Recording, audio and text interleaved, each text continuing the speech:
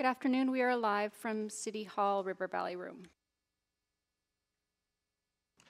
All right, I would like to, as we are at 1:30 here, I would like to bring this meeting back to order.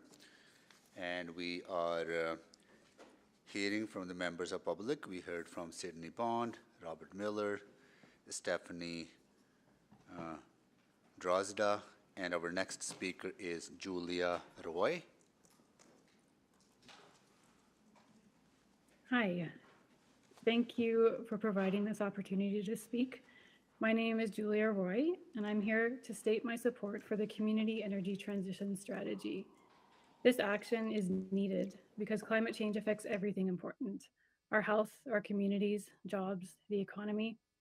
I want my children and all the children in our communities to feel confident and safe about the world they are growing up in, and it is possible. I appreciate the city's leadership in this area, including the commitment to monitor progress and to adjust as needed to build a climate resilient city. I especially appreciate the plan to expand and scale up retrofit incentives. This is currently out of reach for too many people, and I'd like to see these incentives apply only towards changes that move us closer to net zero. I appreciate the plan to support initiatives to alleviate home energy poverty and increase energy efficiency in affordable buildings. Those who have the least too often pay disproportionately for these necessities, and this needs to change. I appreciate the plan to expand public transportation. Some of us have been waiting a long time for this. Having affordable, accessible, and reliable transportation can be life-changing. And I love that the city is already implementing nature-based solutions and urban restoration, and I appreciate the plan to expand and implement this in every community. Recently, we have seen how too many people are willing to ignore devastating evidence in order to continue on as always. I want to commend you for taking action and urge you not to listen to those who would rather keep their heads in the sand as the world burns around them. Adapting cities for climate change can make things better for everyone if we are proactive and guided by the principles of equity and inclusion.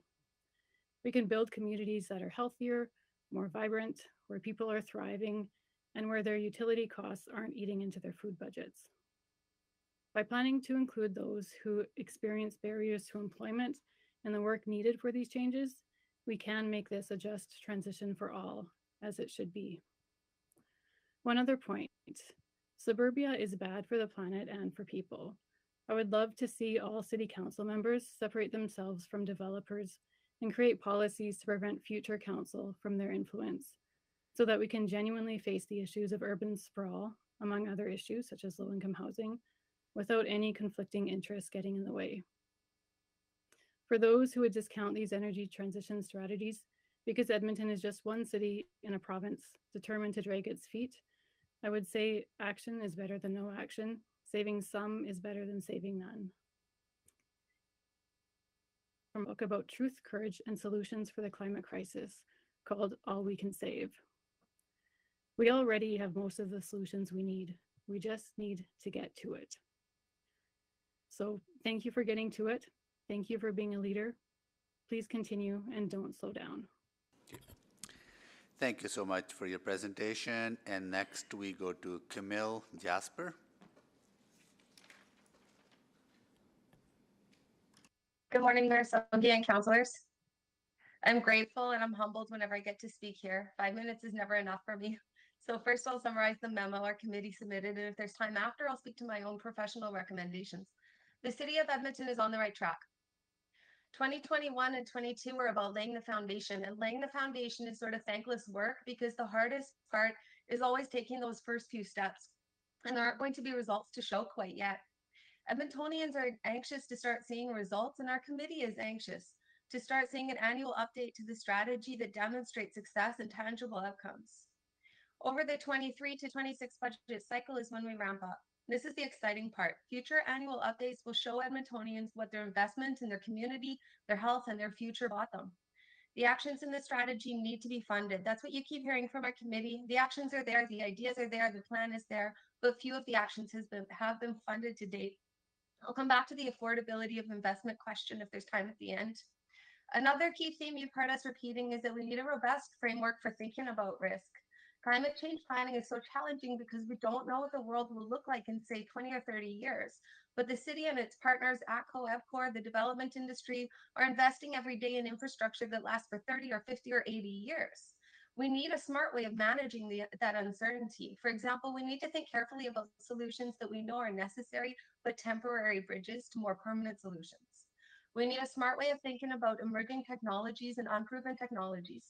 Stranded assets are assets that are still in good condition and useful, but rendered useless because of technological or social change. How do we manage the risk of stranded assets? Another way to manage risk is to prioritize fuel switching with solutions such as district energy. Essentially, we need to ensure that we're investing in a future Edmonton that is livable and resilient, even under the wide range of future potential outcomes. In terms of corrective actions, building and transportation are responsible for almost 70% of our emissions. We're at risk of falling behind other Canadian cities on buildings. Other cities have realized that the urgency of the crisis and the very narrow window of opportunity to act meant that it was necessary to move faster than the National Building Code. Edmonton has its own challenges and barriers, though, so we'll need to custom design our own plan on buildings. And finally, we're saying that it's necessary to custom design climate actions that correct existing power imbalances. All Edmontonians should benefit from the investments they're making in the energy transition. We can't leave anyone behind. We're not talking about tweaking incentive programs or other initiatives. We're talking about custom designing them. So I'm glad to see that my counterpart from the Anti-Racism Advisory Committee is here today. Their expertise should be tapped into as well. Now I speak on my own behalf, not the committee or my employer, based on my professional expertise as an economist.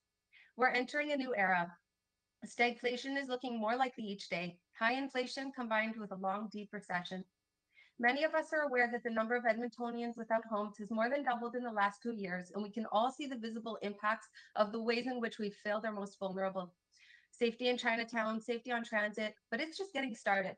With the level of inflation we're experiencing today, we economists spend our time warning governments and corporations and stock market traders about economic risks, but who is warning the families who are struggling to hang on to their homes? We need a public alert system across the city warning people that if they're struggling to afford their rent, they need to hang on to their homes.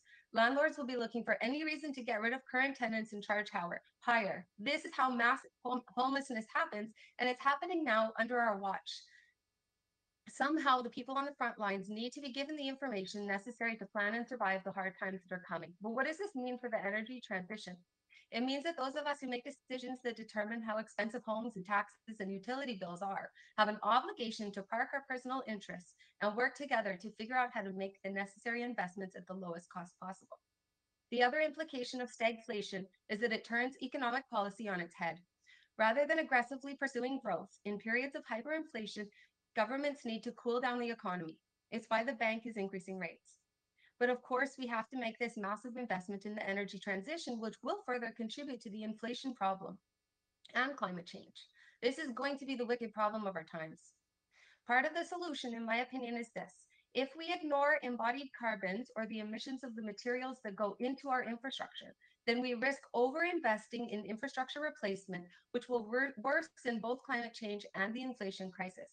So my recommendation is to ensure that we are accounting for embodied carbons when we make infrastructure investment decisions. Happy to answer questions. Thank you. Thank you so much for your presentation. Next, we go to Jacob Comer. Thank you, Mr. Mayor. Hello, all councillors. Nice to speak to you again. I think Camille summarized. I'm here as a member of the Edmonton Transition Climate Resilience Committee as well, and I think Camille did a good job summarizing our memo to you. And last time I did a whole big speech, so I won't do that again to you, but I'm just going to add a little bit of color and commentary that I think is important. Obviously, we support the annual update and commend the work of City Admin on this file. We're very proud of the work done so far, and we agree with most of the actions and urgency the urgency contained within the update. But as mentioned the last time I spoke to council, now is this time to start acting on these items. There's some big money asked in this update, and our share of 100 million annually, as you saw in the presentation, needs to start being funded immediately, or we will simply not meet our climate goals. And I fully understand, given the context that Camilla just gave, how tough that might be in these times, but something has to give. And we really need to not see this as a cost, as a burden, that we just have to pay. It's an investment into our cities and ourselves. All of these investments will make our communities and the city a better place to live, making our city healthier, quieter, safer, and more equitable. Every dollar invested is a dollar invested in ourselves, our people, and our health. If we are truly in a climate emergency, then we need to start acting like it. If our house is burning down, we don't invest in new furniture, but we're still building new rec centers, upgrading stadiums for a soccer tournament, and building endless homes in the suburbs. Each one of those is just tinder to the fire. Every one of these projects simply adds to the emissions that we need to mitigate later. And I think that's even more risky now because natural gas prices have quadrupled to $8 a gigajoule after being $2 for the last decade, and are projected to possibly triple or quadruple again within a year to above $24, which is what Europe is paying right now. That is scary when we're used to that $2. The time of cheap fossil fuels is over. So every home that we build in those suburbs that is to the current code and with fossil fuel furnaces is just another resident of Edmonton that won't be able to afford their heating bills. Edmonton's work so far on climate change has been amazing. We have been a climate leader, but some cities are going even further. Vancouver has enacted a step code for buildings. Montreal has banned natural gas and mandated net zero buildings by 2025. And Toronto's Green Building Standard has pushed the industry so far, so fast that it's amazing to watch. We need to follow their lead and make some bold moves. The industry is ready for this. And as a self-professed expert in this space, I can tell you that big efficiency improvements are not that hard to achieve and not that expensive. And we should also be careful about where we invest our money. Let's follow the science and IPCC and UN consensus on solutions like electrification and pay heed to their warnings about fossil fuel hydrogen, that's blue and gray hydrogen, which rely on fossil fuels and carbon capture and storage, which has its own major issues. While there may be applications for hydrogen in the future, the UN guiding principles we referenced in our memo is clear that renewable or green hydrogen is the only one aligned with a 1.5-degree future, and that hydrogen deployment should be, and I quote, targeted in applications where other solutions do not currently exist. I highly recommend that the city follow the principles laid out in this document. So just to close, we're on the right track, and we need to accelerate and move fast and start investing in our cities and ourselves. We need to use metrics to prioritize investments and remember always that every decision is a climate decision. Thank you. Thank you so much for your presentation. Next, we go to Satyadas, who is here with us in the Chamber Hall. Thank you, Mr. Mayor, and thank you, councillors, for allowing me to serve Edmonton as a new member of the Energy Transition and Climate Resilience Committee. Jacob and Camille, who are the two co-chairs, spoke on behalf of the committee and our consensus. I'd like to speak in my own right. And the first thing I want to point out is to bring an international perspective to just how important Edmonton's efforts are and why they need to be funded robustly by other orders of government as well as by our own citizens. The whole process of the United Nations Framework Convention on Climate Change depends on individual countries and what are called nationally determined contributions. Most countries in the world don't have nationally determined contributions that flow from the citizens. They flow from the governing elite that is often a dictatorship or a tyranny. The singular privilege we have as Canadians, and a privilege we must be cognizant of and exercise, is that we are a democratic society in which grassroots solutions from the ground up can be implemented. Nowhere more so than in municipalities and municipal agglomerations. Canada is the second largest geography in the world, and nearly all of our population is consolidated in 24 census metropolitan areas. So what we really achieve in this agglomeration of municipalities, these locally determined contributions, give us a roster of best practices, mutual learnings, and best paths forward as we cope with the climate emergency. So we need to see Edmonton's actions as being a key contributor to Canada's nationally determined contribution. In that sense, I echo my colleague Jacob's comments that we are in a climate emergency. We've declared a climate emergency.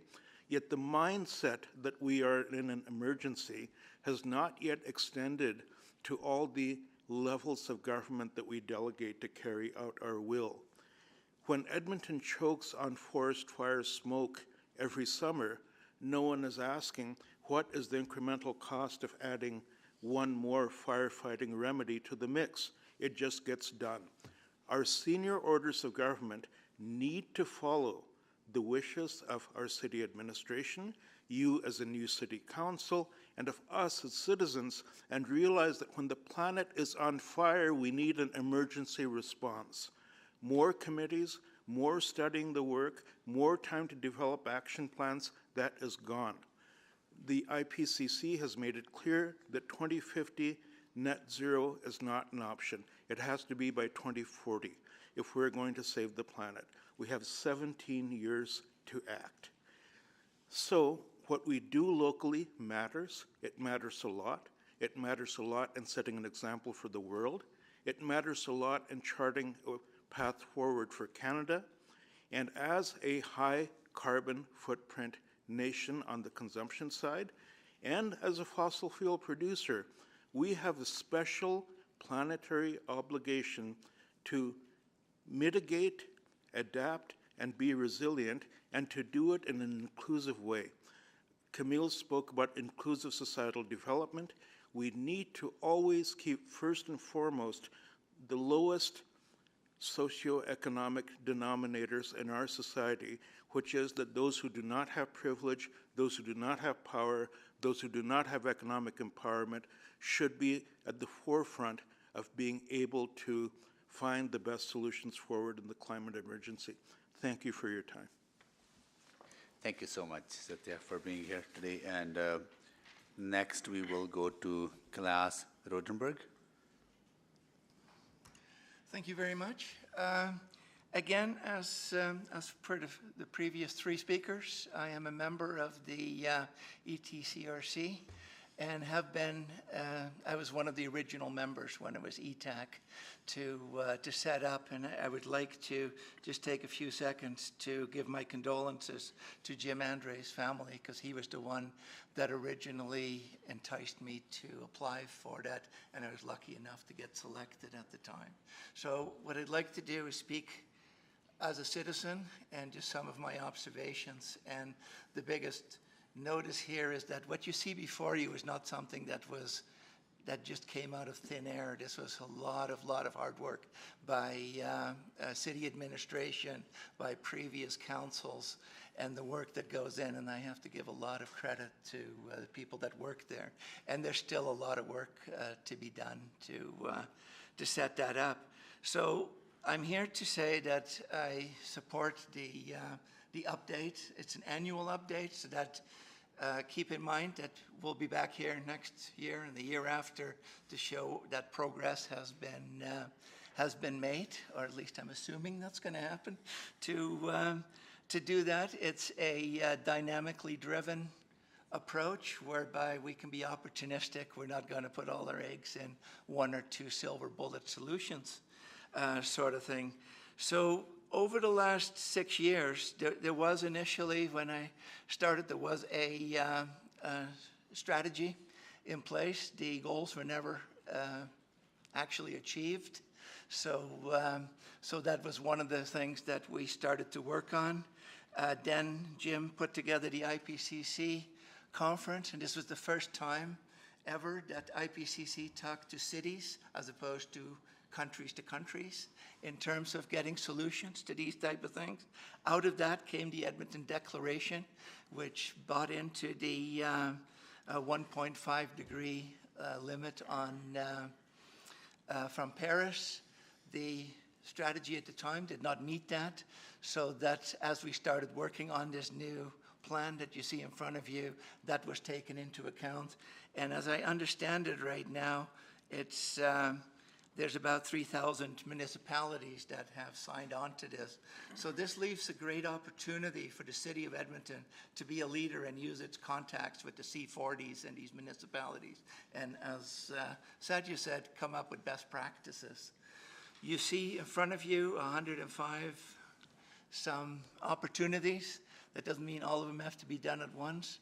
What I would like to see is some kind of metrics that we can use so that every time we have an opportunity, we can see what are the implications on the emissions and that sort of thing. Although not to its only extent, it's also what effect does it have on communities as we work forward. So as I see it, we're at an inflection point. We're going from planning and piloting, and the pilots have been extremely successful, so we know they work, and going to implementation and scale up. So how can we now take what we know will work and make it into a large enough place to actually make a difference? So it's not just 20 houses, but it's all the houses, or it's 50% of the houses, or transit, or those type of things. All those strategies are part of the document that you see in front of you. So I think from that perspective, that's really what I would like to do. I was involved in, it's not just, we don't want to stay narrow just on the carbon sort of thing, but I was also able to represent this committee on the city plan, which has the same time frame in terms of where it goes. We want to go from 1 million to 2 million people. We're going to have to earn those people. They're not just going to come here. But we have a great opportunity now to invest, and this is the beginning of a 4-year budget area, to make this a sustainable place where people would want to come and live and bring up their family. So ultimately, I guess the last thing I have is that it's a journey. Every journey starts with a single step and 10,000 steps afterwards to make it go. So we are now a few steps in, and we have a lot of steps to go, but I'm very optimistic that the city of Edmonton and the people that we have here can continue to be a leader in that environment. Thank you very much. Thank you so much for your presentation. Daniel Grist to make a presentation, or questions only, Daniel? I think I'll talk, if that's okay. Go ahead. Awesome. So I'm Daniel Grist. I'm rounding out the roster for the Energy Transition Climate Resilience Committee, so that's 5 of us. I'm specifically talking about one sentence in our memo to do with urban freight. And I think first off wanted to say that obviously we overwhelmingly support the update. The energy transition strategy is fantastic. We've done a lot of work, specifically my area of interest in transport, like the city's doing great work.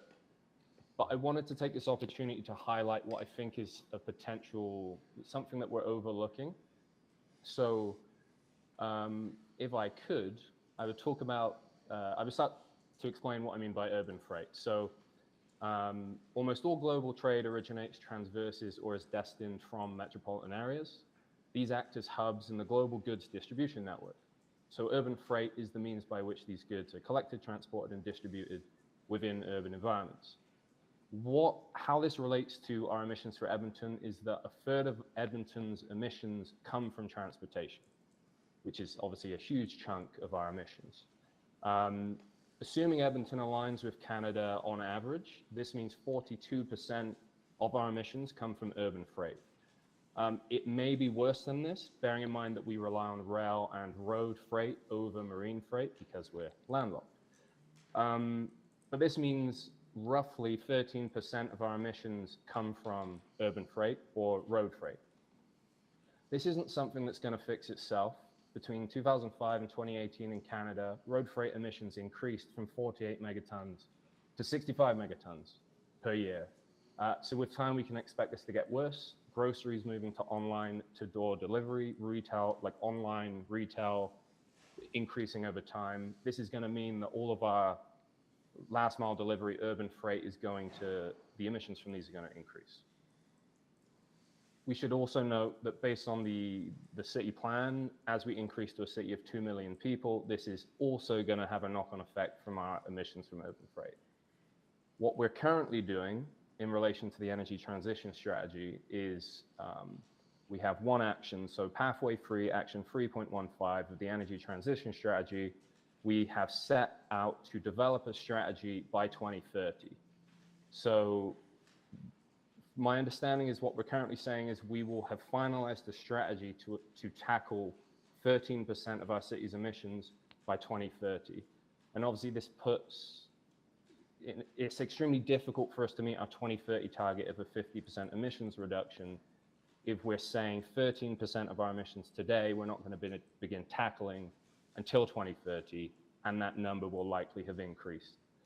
So what we're asking from the committee's perspective is that we try and move this 2030 date forward. There are obviously, as Satya indicated, like solutions from the municipal side are extremely important. We can't rely on just the federal government to solve this issue.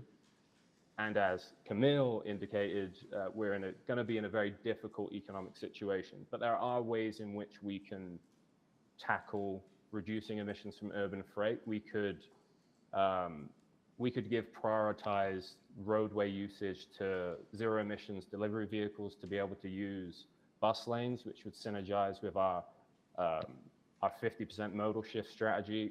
We could also prioritize, to tie again into our 50% modal shift strategy, we could prioritize electric assisted trikes. This is something that is used in Europe, but would tie nicely into our bike strategy. And obviously at the federal level, there's some work on electric trains and stuff like that. But anyway, I'd just like to really highlight the importance of us considering urban freight earlier than 2030 at this point, but at the same time, not dilute kind of our support for what is a fantastic update to the energy transition strategy. Thank you very much. Thank you so much for your presentation. Councillor Stevenson, can you take the chair? I have to step out to attend the Houseless Memorial Service. We have last speaker, Shalini Sena. So, Councillor Stevenson, I'll pass the chair to you. Okay. I'll be Thanks, back Mr. Mayor. I have the chair, and over to Ms. Sinha. Thank you. I'm delighted to see this strategy and want to pay my respects to all the work that has gone into this. I've been asked by several partners who work on climate to speak to this today. The Anti-Racism Advisory Committee has a priority to increase awareness for the connection between racism and the climate emergency and catalyze anti-racist action towards ending the climate emergency. Thus, I'd like to present to you this information. It is the values of colonization and racism that have driven us to a climate emergency. The forces have come from nowhere else. It is the forces of invalidation of certain groups and exploitation of resources to benefit the wealth generation of a small few while others suffer, fueled by forced disconnection from each other in community and with our environment, that have created this situation. The people contributing most to the actions causing the climate emergency are those people who also benefit from the structure of racism. The people who contribute the least to the actions causing the climate emergency not only already suffer the impacts of racism, but also suffer the most from the impacts of the climate emergency and are forced to pay the most for the changes we conceive of. Therefore, it is essential that anti-racism be a foundational principle in a strategy and the development of actions.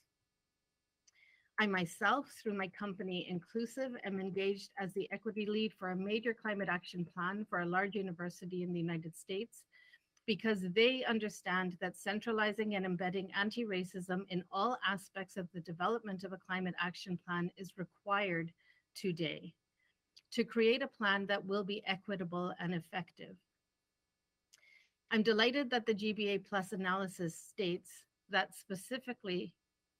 specifically for ownership and participation of Indigenous people through the MOU. It also states that women, Indigenous, Black, and other marginalized groups will experience the impacts more and pay for it more. However, any consideration of these groups is neglected in the main report. This is an example of tacking on equity at the end instead of understanding a fundamental principle of anti-racism, which is to bring in voices as partners early and embed this into the strategy and action. I will continue to raise for you our current experience of collaboration from administration around anti-racism, which can be described at best as inadequate and more accurately as inappropriate and causing harm. The result is that citizens and volunteers who have worked very hard for this city have been hurt and harmed, experienced discouragement, and have been withdrawing from the process.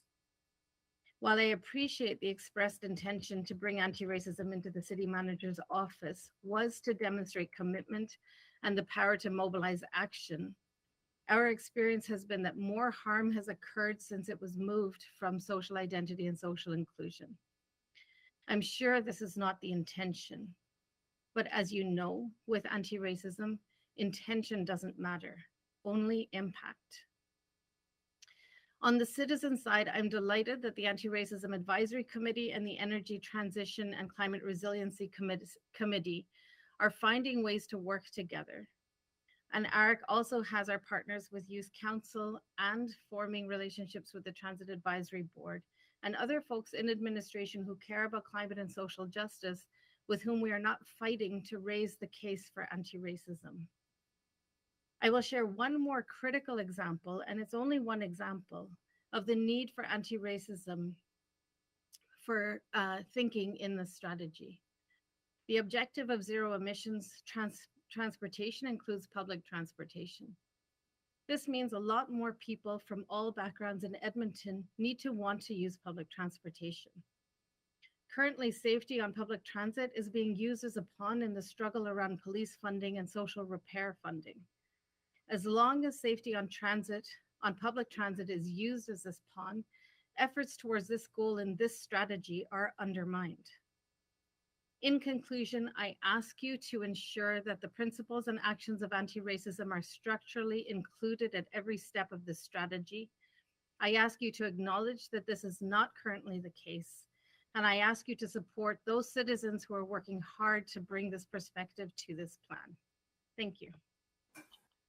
Great, thank you. And I believe that's all of our speakers. So I'll now look to my colleagues if they want to sign up to ask questions of speakers. I don't see anyone up yet, but we'll just give a few moments. I can't recall who selected this item, but maybe I could go to Councillor Rutherford if she selected it. I did select it. Good memory, Councillor Stevenson. Yeah, I guess, is Sydney still here, Ms. Bond? Yes, I am.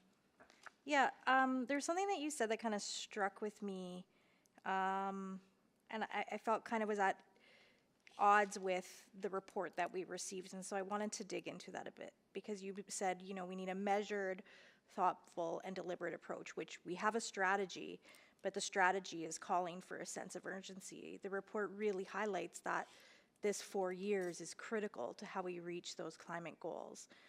You know, we've said before that industry is city building partners for sure, and I'm not seeing them at the table in this one. If they're wanting us to, you know, not do any standards above and beyond code, not, you know, curb sprawl and suburbia in any way.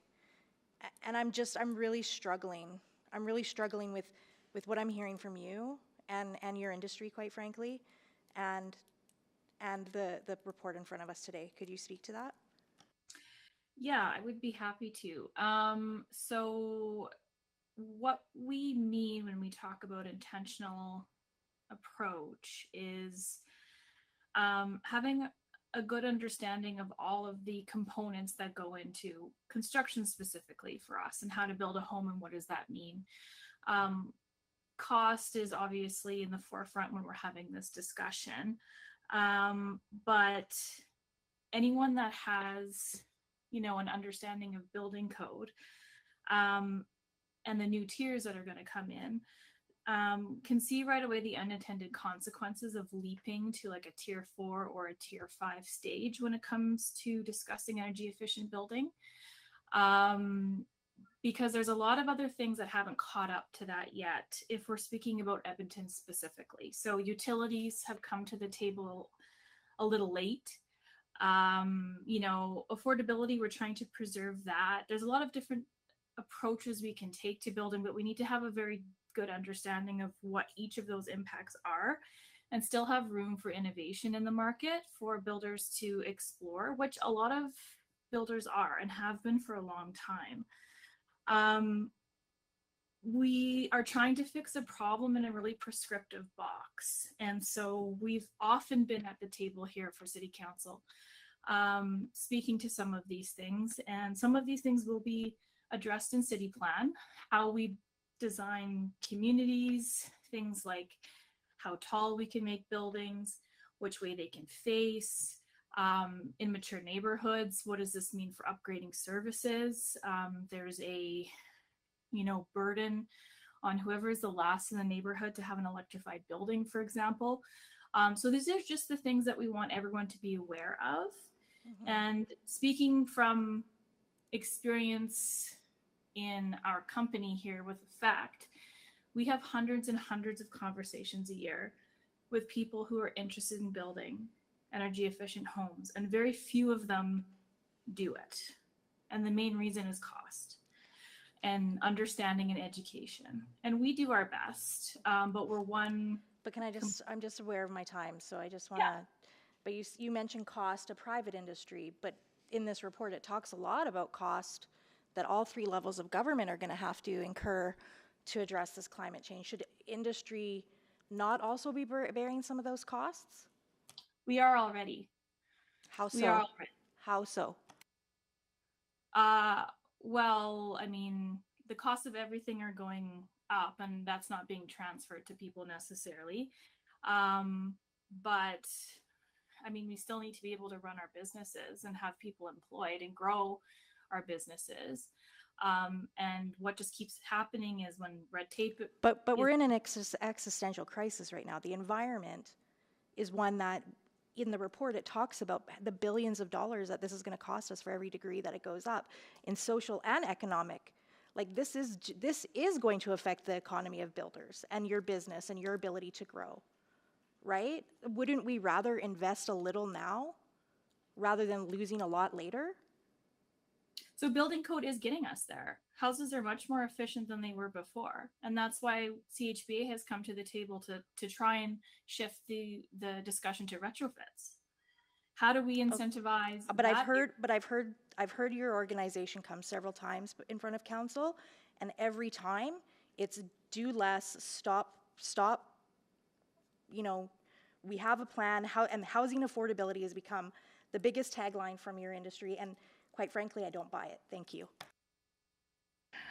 Okay, I don't see anyone else from any other committee members, so we'll go now to Councillor Paquette. Oh, okay. Thank you, Madam Chair, and thank you to everyone who came to present. Camille, if it's okay, I'll sort of focus questions toward you to start with. So we're in it, and it's only getting worse. We have more frequent, weather events and climate events happening faster and faster. And yet there still seems to be this narrative that either we can't do anything, so why bother, from some folks. There's a political wedge issue here, where people are literally like spending a lot of money and time to convince people that this is not a problem and it's going to hurt them in the short term. And so I guess I'm just wondering about that component. Like, what do we do from what you've read and from what you know about our communications and our ability to relay that we are in a climate emergency right now? And it's a slow moving emergency, so it's hard for people to really grasp onto it. And there are other folks whose profit margins or political power depends on people not believing that we're in a climate emergency. So just thoughts on that and maybe some recommendations for council to consider. Somehow we have to keep hope alive. I mean, I think that's what you're speaking to is hopelessness. There's the deniers, and then there's And then there's those who just feel hopeless. And neither one, those are almost equally as dangerous because neither one leads to action. Somehow we need to keep hope alive and we need to stay focused on what we can do. Future generations can feel hopeless. We don't have that luxury. We have a very, very small window in which to act, and we need to act. We don't get to feel hopeless. So these are challenges. We have to somehow give people, you know, a reason to act. We have to somehow keep hope alive. But these are great challenges, certainly. Sorry, there was something else I wanted to mention. Maybe I'll open it up maybe also to the other members of the committee because this is the question, right? Like this is the $1 million question is how do we Right. get people to act? Sorry, I just remembered the other thing I was going to say. So the nature of the IPCC reports is such that they're looking for a very high degree of confidence in their results before they get published. What that means is that each IPCC report is by nature conservative in its estimates of how bad the situation is. What that means is that each subsequent report will become worse and worse. And so we need to mentally prepare for that because we're here saying it's an emergency, it's a crisis, it's an emergency. And then we're coming back 2 years later and we're saying, and it's still a crisis and it's still an emergency, right? And the more that we keep using this sort of the sky is falling language, the more that I think people just at some point check out. So we need a plan for that because that will continue. The situation is worse than we understand it today.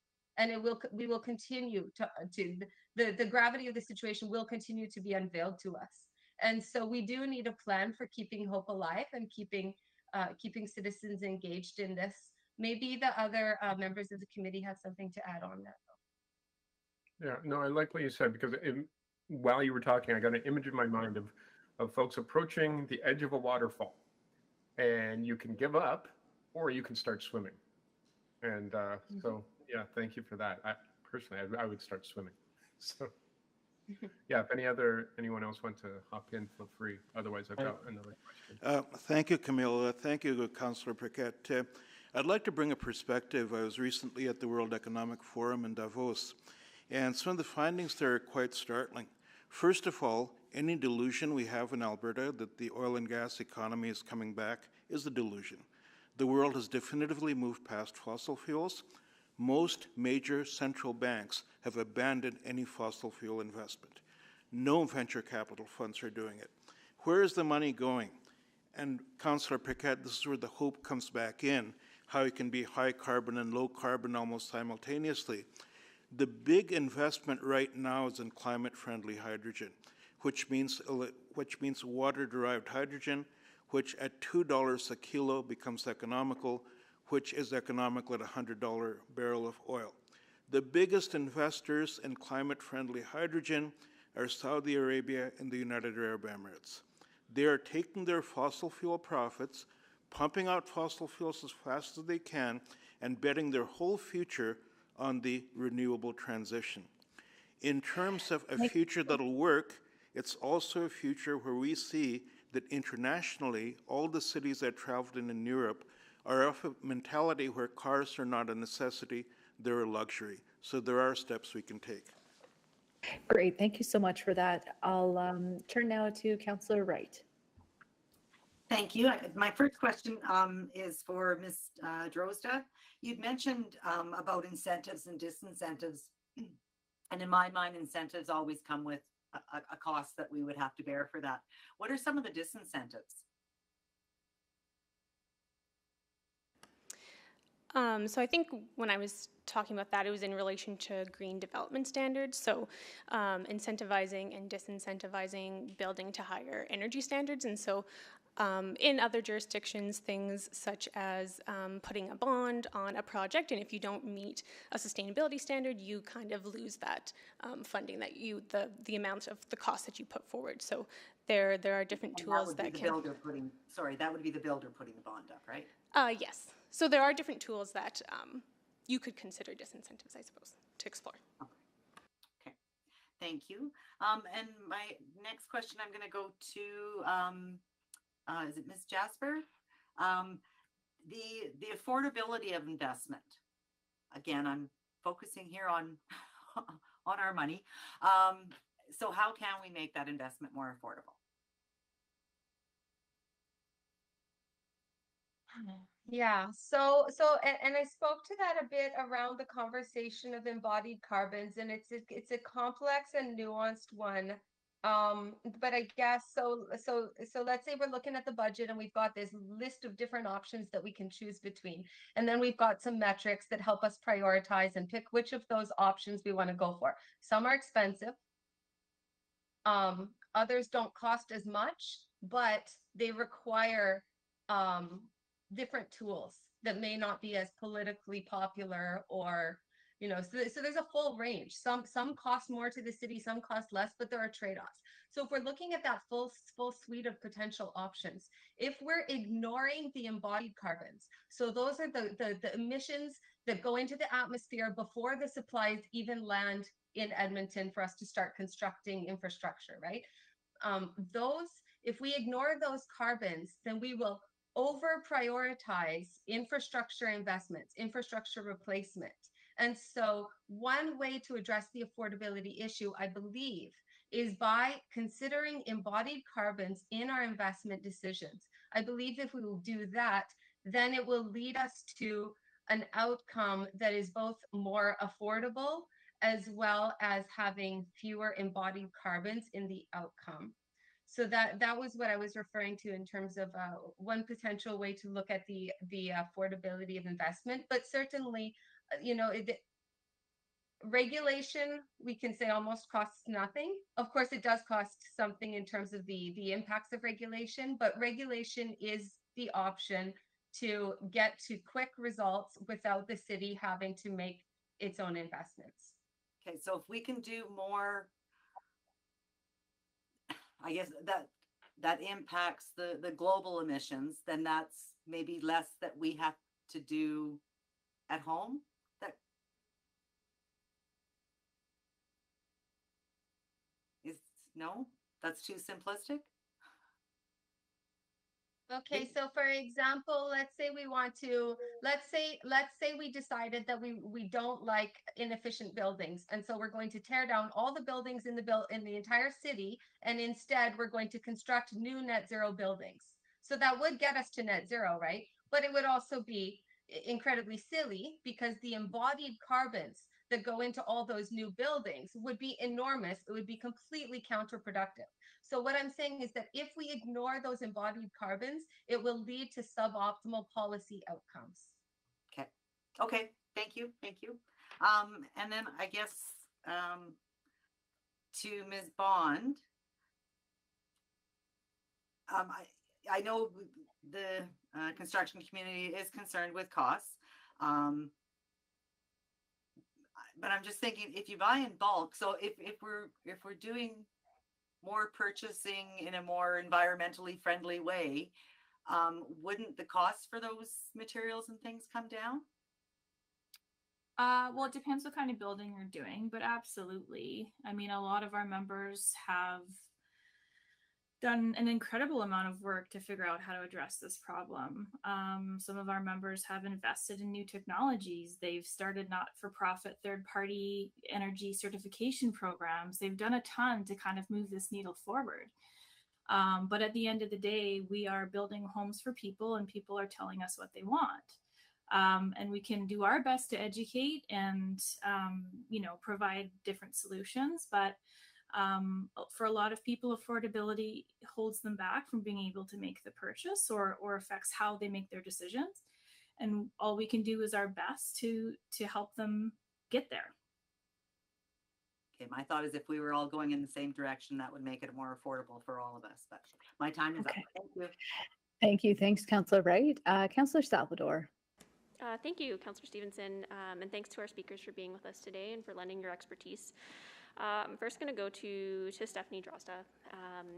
So you spoke about sort of setting standards as opposed to just incentives, and it feels like incentives are only going to get us so far. Wondering if you can, I guess, elaborate a little bit on that. I'm particularly interested in looking at how we could potentially enforce higher levels of energy savings. than the federal energy code as adopted by the province. So how, as a municipality, as a city, can we go beyond that? So that's where something like green development standards can come in. So other jurisdictions like the City of Toronto have the Toronto Green Development Standard, and essentially they work on a tier system with the first tier of energy efficiency being kind of mandatory, and then there would be, I believe, incentives to help building owners reach those higher tiers. And really what the advantage is that it would prepare our industry and the capacity in Edmonton to work towards those net zero ready standards that will be coming federally in 2030. Okay, so we can start having those conversations now. It's not like we have to wait for... Certainly, yeah. Great. Okay. And it also, it also provides kind of a clear signal to industry where the path is going so that they can prepare. Okay, thank you. And then I'll go to Camille Jasper as well with a similar question. You know, you mentioned that we must move faster than the National Building Code. Would you agree with Ms. Drozda's comments? And I guess what can we do now to start advancing that conversation? I have to say I'm not the buildings expert on the committee, but I do understand that it's not that's not a simple question. And from my understanding, Edmonton may have unique limitations in terms of how quickly it can move, but that's not an excuse. That just means that the alternatives might be more costly. But one way or another, we do need to keep up with other large cities in Canada on buildings. We can't afford not to address the issue, but I'm not the buildings expert and I don't understand the intricacies of the issue well enough to have those answers. Perhaps some of my colleagues would like to answer. Sure. I think that this is one of the biggest impacts that we can make. And I agree with Camille, like, we don't know if Edmonton has the charter powers available to do some of this, but I know as an energy consultant and someone that our firm has done energy modeling work for code compliance on hundreds of buildings and thousands of residential homes, it is not very difficult to improve the energy efficiency and not very costly, but you need to raise the floor. You know, the incentives, they get the 2% of the market, the 3% of the market that we're going to move anyways. We need to raise the floor, and it's really not that difficult to move. It really isn't costly if you know where you're looking, and that is something that absolutely, I think, anything we can do, anything is going to help. Okay, excellent. Well, I appreciate you jumping in there, Jacob. Yeah, it sounds like we definitely need to have some more information and conversation around that. Was also curious about thoughts on mandatory energy labeling. I guess I'd probably go back to Mr. Komar as well on that. I would prefer stricter standards on building because, yes, energy labeling, I think, as part of something else is great. Giving people the tools, and especially going where we are going with natural gas prices, people will need that information on how much is this home going to cost me to, you know, is this an efficient home or not? So it is part of the tool, but I don't think it's the main one that's going to push the industry. We need to bring up that floor, I think. Right, yeah, so in combination with something like those enforcing higher standards. Great. Exactly, yeah. Okay, and then, yeah, just one more question around, I apologize, I forget who mentioned this, but the importance of taking advantage of some of the, free opportunities that are related to regulation. Building standards, of course, we just talked about. Things like zoning. I think that's a huge part of this conversation as well, and a lever that we can and should be pushing extremely hard on. I guess if someone could remind me who mentioned the regulation is free piece. It might have been Ms. Jasper.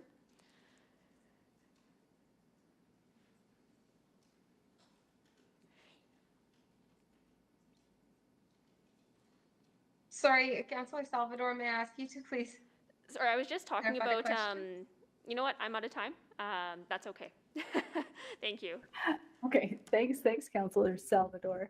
Yeah, before I circle around for a second round, I just want to ask a couple of questions, and apologies, I am home with a very sick little one. But Ms. Bond, I was wondering, I appreciate some of the tension that I think Councillor Rutherford was speaking to in terms of, regulations leading to cost. But some regulations having some really, really important values. So just wondering if it's a bit of a leading question, but I think what I think maybe the conversation needs to focus on is maybe around some of those regulations that aren't adding value, that aren't contributing to our climate goals. Is that something that your industry feels in terms of really wanting to prioritize those high impact regulations that can have a meaningful make a meaningful difference in climate change? Yeah, no, great question. And I think I just want to start off by reiterating what I said in my presentation, that we fully support this work. The industry does, and we've been very active at the table working to refine and clarify some of these items, and again, working together to reach that goal. With respect to regulations and just sort of that prescriptiveness I spoke to earlier, the market is, or sorry, the builders, this industry is really good at problem solving and really good at tackling issues if we're allowed to have the space to do so and allowed to innovate and try different things. And so if we're trying to push towards one thing in particular, and I'll just pick on electrification, I mean, Effect has built lots of net zero buildings and has experience in that. That just limits things. So if we can do some experimental items when it comes to building technologies and things like that, then we can come up with some really interesting solutions and balance that affordability. The direction that houses face and what we can do with roof lines and things to incorporate those items on site, like solar panels. If the more flexibility we have, the more creative problem solving we can do for this. So we don't have any concerns specifically about regulations in the report. We just want to make sure that all of these things are considered soon enough, and that understood what the trade-offs would be and how that would affect people trying to enter the market, or how many energy efficient homes we can build and renovate. Great. Yeah, thank you so much for that. And I think that really speaks to the work that we can do as a city, particularly appreciating the work that you're doing in the retrofit space and how we can support that. Because I know that that's just a technically very, very challenging piece of work to undertake. So appreciate being able to continue working forward on this as partners. Thank you. Mr. Miller, are you still on the line? Oh, yes. Sorry, I missed that question now. Oh no, I was just seeing if you were there. I really appreciate you flagging the particular challenges around the climate change impacts for marginalized community members. Just wondering if you could help point us to some of the specific strategies or approaches that we can be taking that go beyond, again, I think housing, adequate housing for all is the key principle, but if there are other issues we should be focused on as well. Yeah, so adequate housing is definitely the better one and the best one. Some of the other major ones are also looking at improving tree cover downtown. A lot of the things that would make downtown more livable are also things that make downtown more climate resilient. Things that help the unhoused community are also things that also just make it nicer to be downtown. So there's a lot of strong overlap there. I think the city policy of putting out water hydrants for water bottle filling, cleaning and washing, and just cooling off was also really important and powerful. But one of the other ones is also going to have to be making sure that not only sort of outreach teams, but just generally people living around unhoused neighbors know what heat stroke looks like. Because I think a lot of people can kind of identify quickly when someone is freezing to death in the winter, but it's not always quite so obvious when someone who is stuck outside is experiencing heat stroke, and that can oftentimes lead to fatalities just as often. So just like a lot of the strategy, part of it is awareness, part of it is also just making sure that water is available, hydration salts, things like that. Great, thank you so much for that. Mayor Sohi, I understand you've joined us again. I can pass the chair back to you. Yeah, thank you so much, Councillor Stevenson. Councillor Pagatti, you're next. Thank you, Mr. Mayor. Mr. Kumar, we hear about affordability. I'm just thinking, if we keep going on the path we're going, what does that do for affordability in about 15, 20 years? You mean to housing or? Yeah, to housing. I mean, this is where, some of these costs. Basically, if we don't change things up and we get increased weather events, we get increased heat, we get increased, rain and flood, and all of those things that we know are coming. They are coming, and we're not changing the way we build. Is the conversation really going to be about affordability? Yeah, I mean, I mentioned natural gas prices specifically because I think people don't have that on their radar. And to pair that with carbon taxes, I advise my clients, do not install natural gas infrastructure today because you will rip it out within 5 years. I truly think that people don't have an idea of how expensive our existing inefficient homes are. And every single one that we build not only adds to the emissions profile, but is another, again, Edmontonian that may not be able to afford those bills. So this is where, and the city admin has presented to our committee on the benefits of net zero buildings and homes. If you think about it, this is a major cost for families. If you can give people a net zero home to live in, I think they estimated that by, I can't remember what year, but it was $7,000 a year that families would have more to spend. So absolutely, we can't afford not to do this because it's going to get very expensive to live in these inefficient homes. And again, I think it's better, going back to your hope question, let's imagine the buildings and the neighborhoods that we can live in that are just better to live in. We can walk, we can avoid those costs. We don't have to pay a natural gas bill and an electricity bill. So anyways, I hope that answered your question.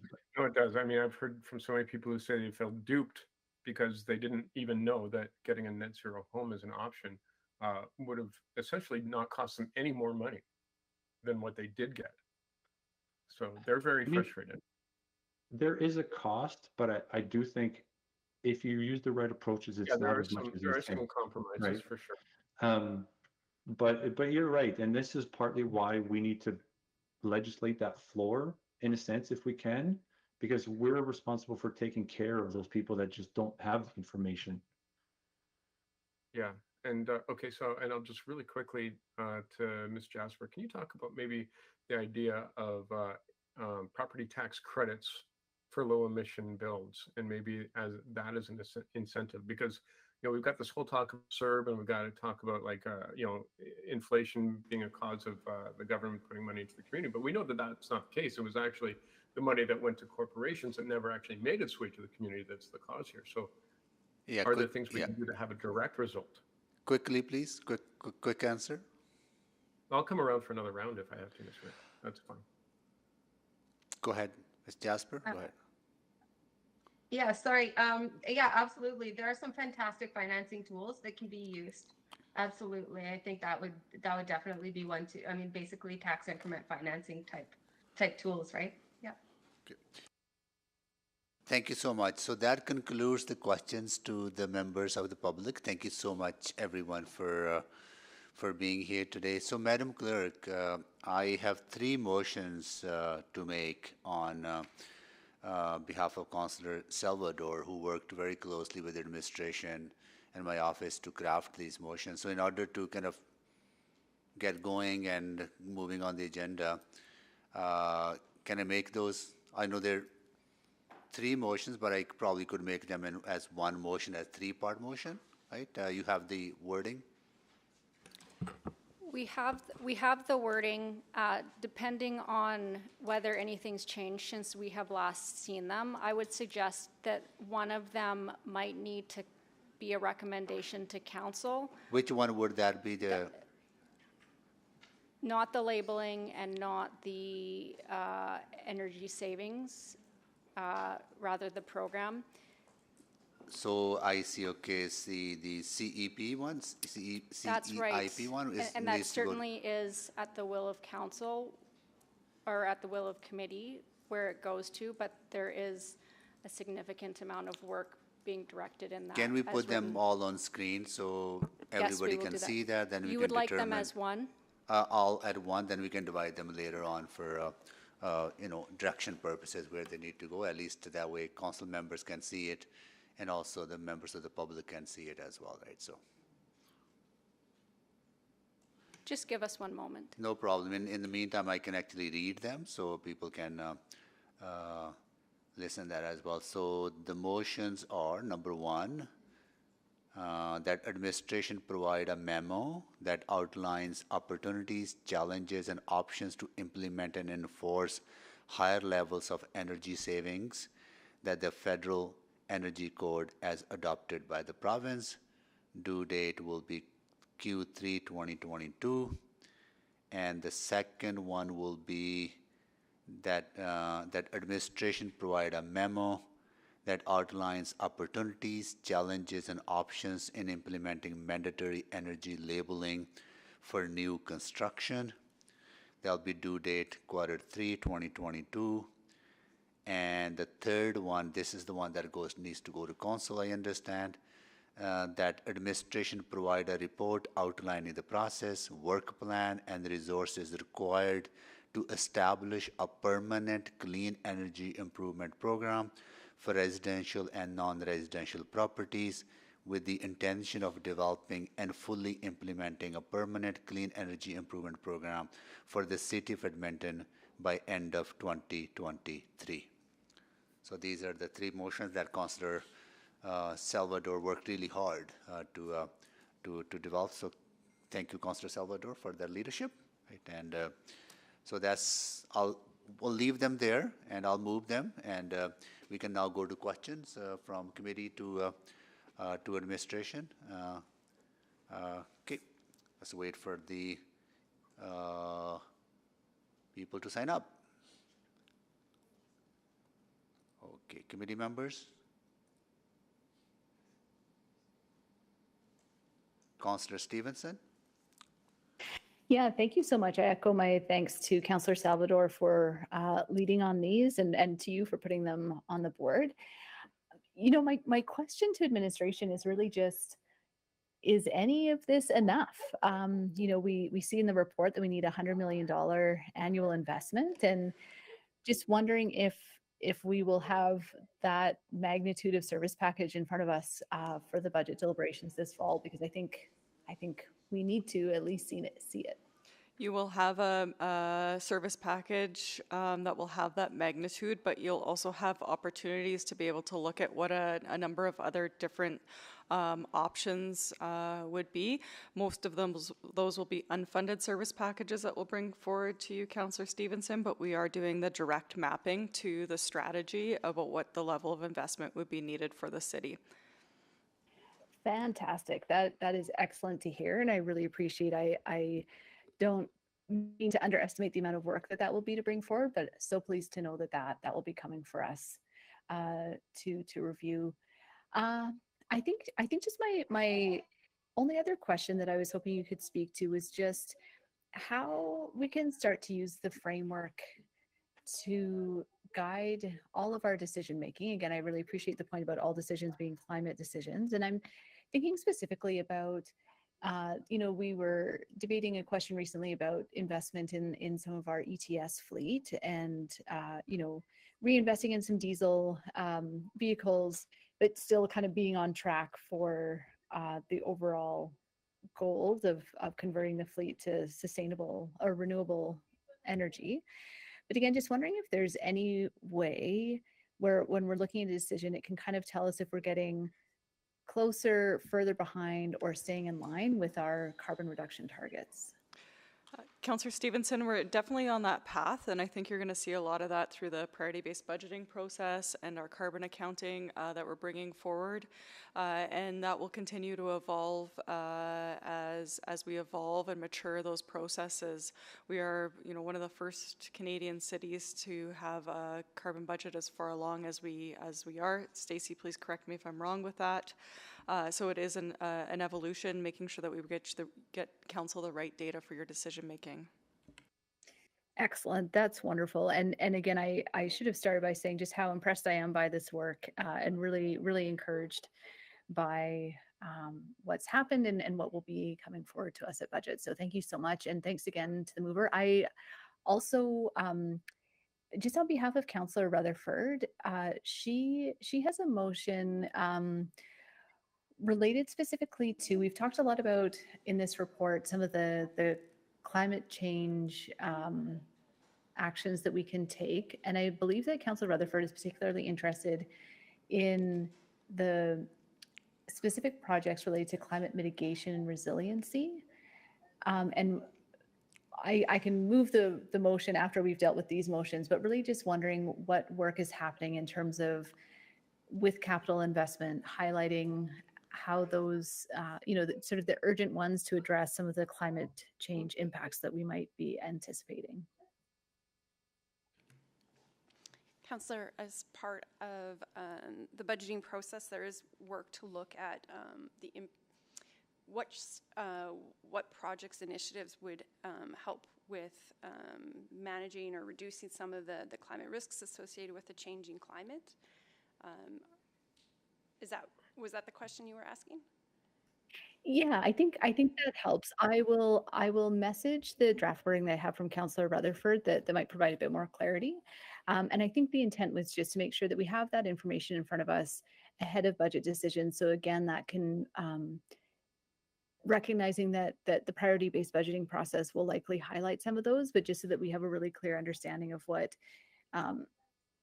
the priorities are specifically for climate impact mitigation and resiliency to avert those really high cost events that I think we've all alluded to, such as significant flooding events, for example.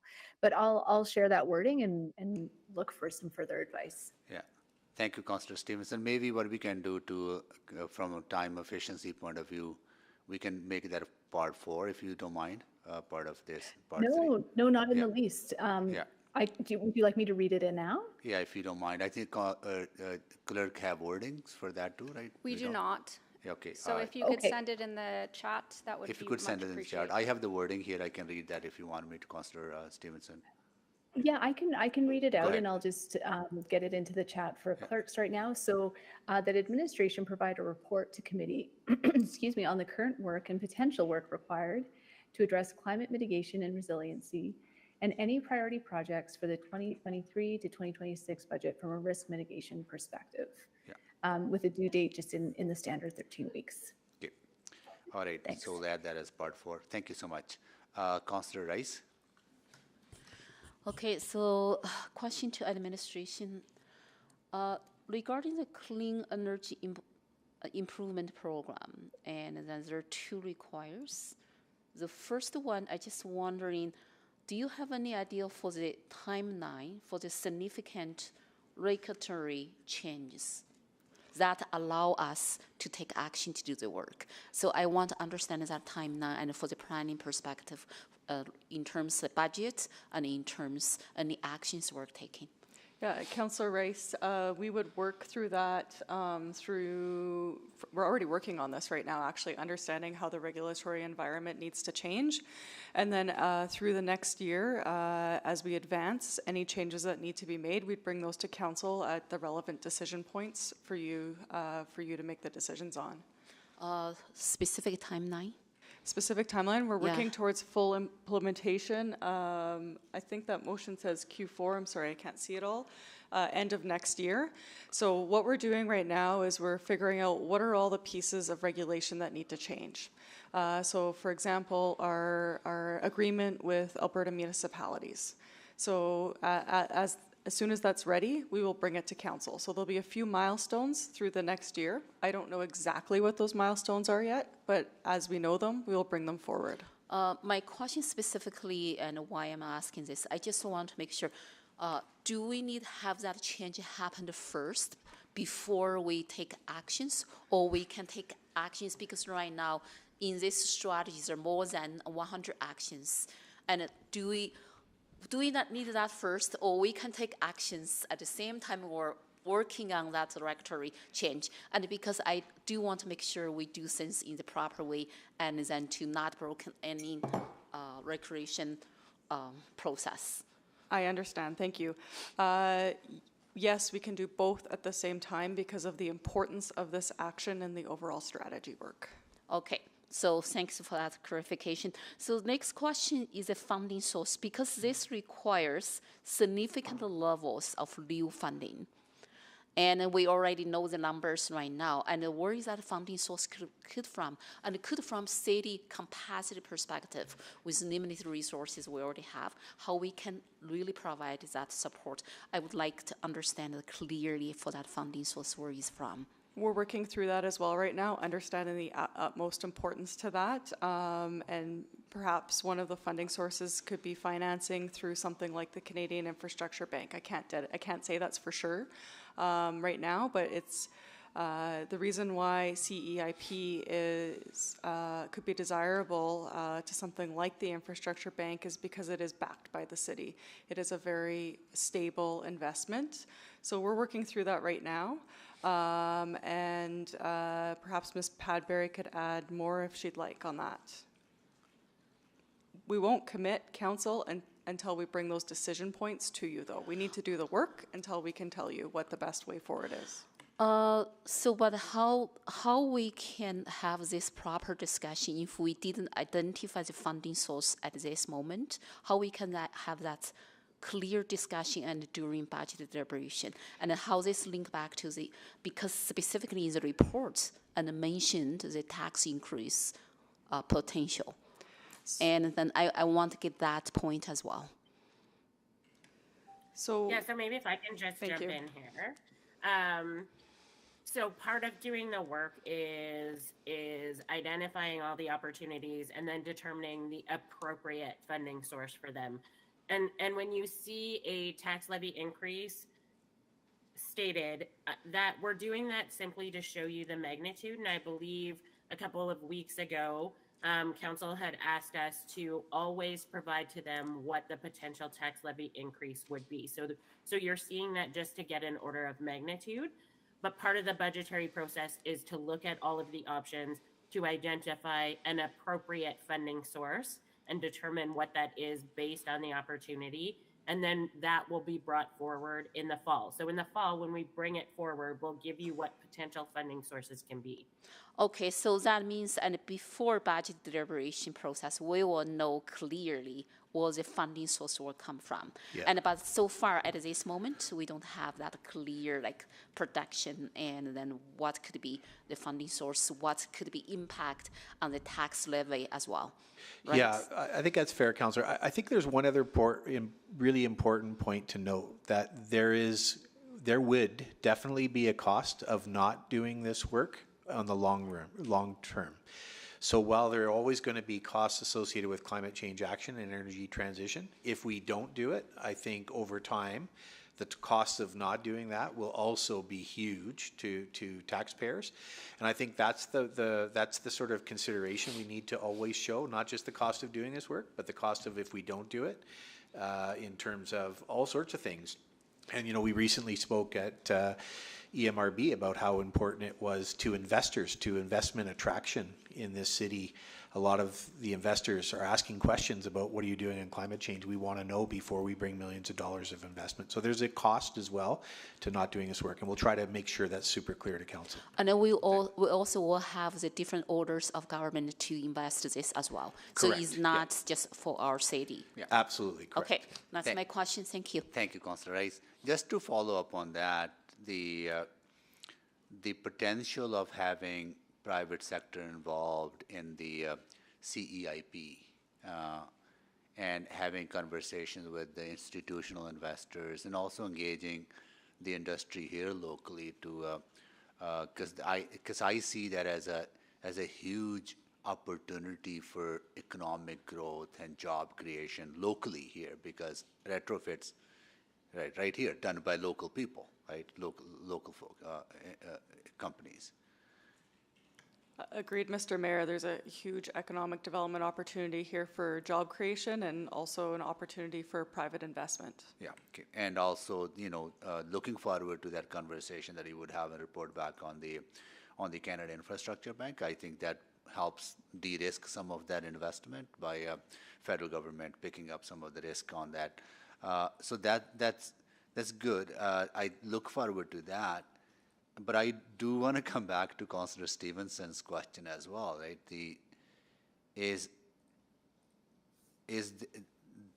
I know there's a lot of work being done already within the administration, but the urgency of this issue demands more rapid, faster action. I know limitations that we have. I absolutely get that. Are we ready to take on the opportunities if they become available? I'm pretty sure they are going to become available, particularly aligning with the federal government programs and initiatives in their goal of getting to net zero by 2050. Absolutely, we're making sure that we're ready to seize those opportunities because we alone can't do this work. Yeah, but are we ready if there are opportunities, say, month from now, something comes up, are we ready to take on that opportunity? Yes, we are. Okay, yes. good. That's Absolutely. good to know. That's good. Thank you so much. And I really want to reiterate again the work that everyone has been doing and the engagement from the community. And so really appreciate that. So that's my questions, and I'll go to Councillor Salvador next. Thank you, Mayor Sohi, and thank you so much for putting these on the floor. Thanks to administration for their ongoing work. I might need a few rounds, but I'm going to start down a similar track as Mayor Sohi, just around the scale of investment that's going to be required and strategic partnerships that will help get us there.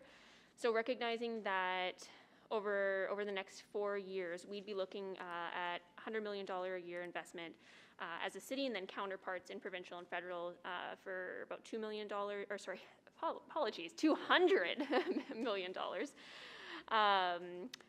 I guess I'm wondering,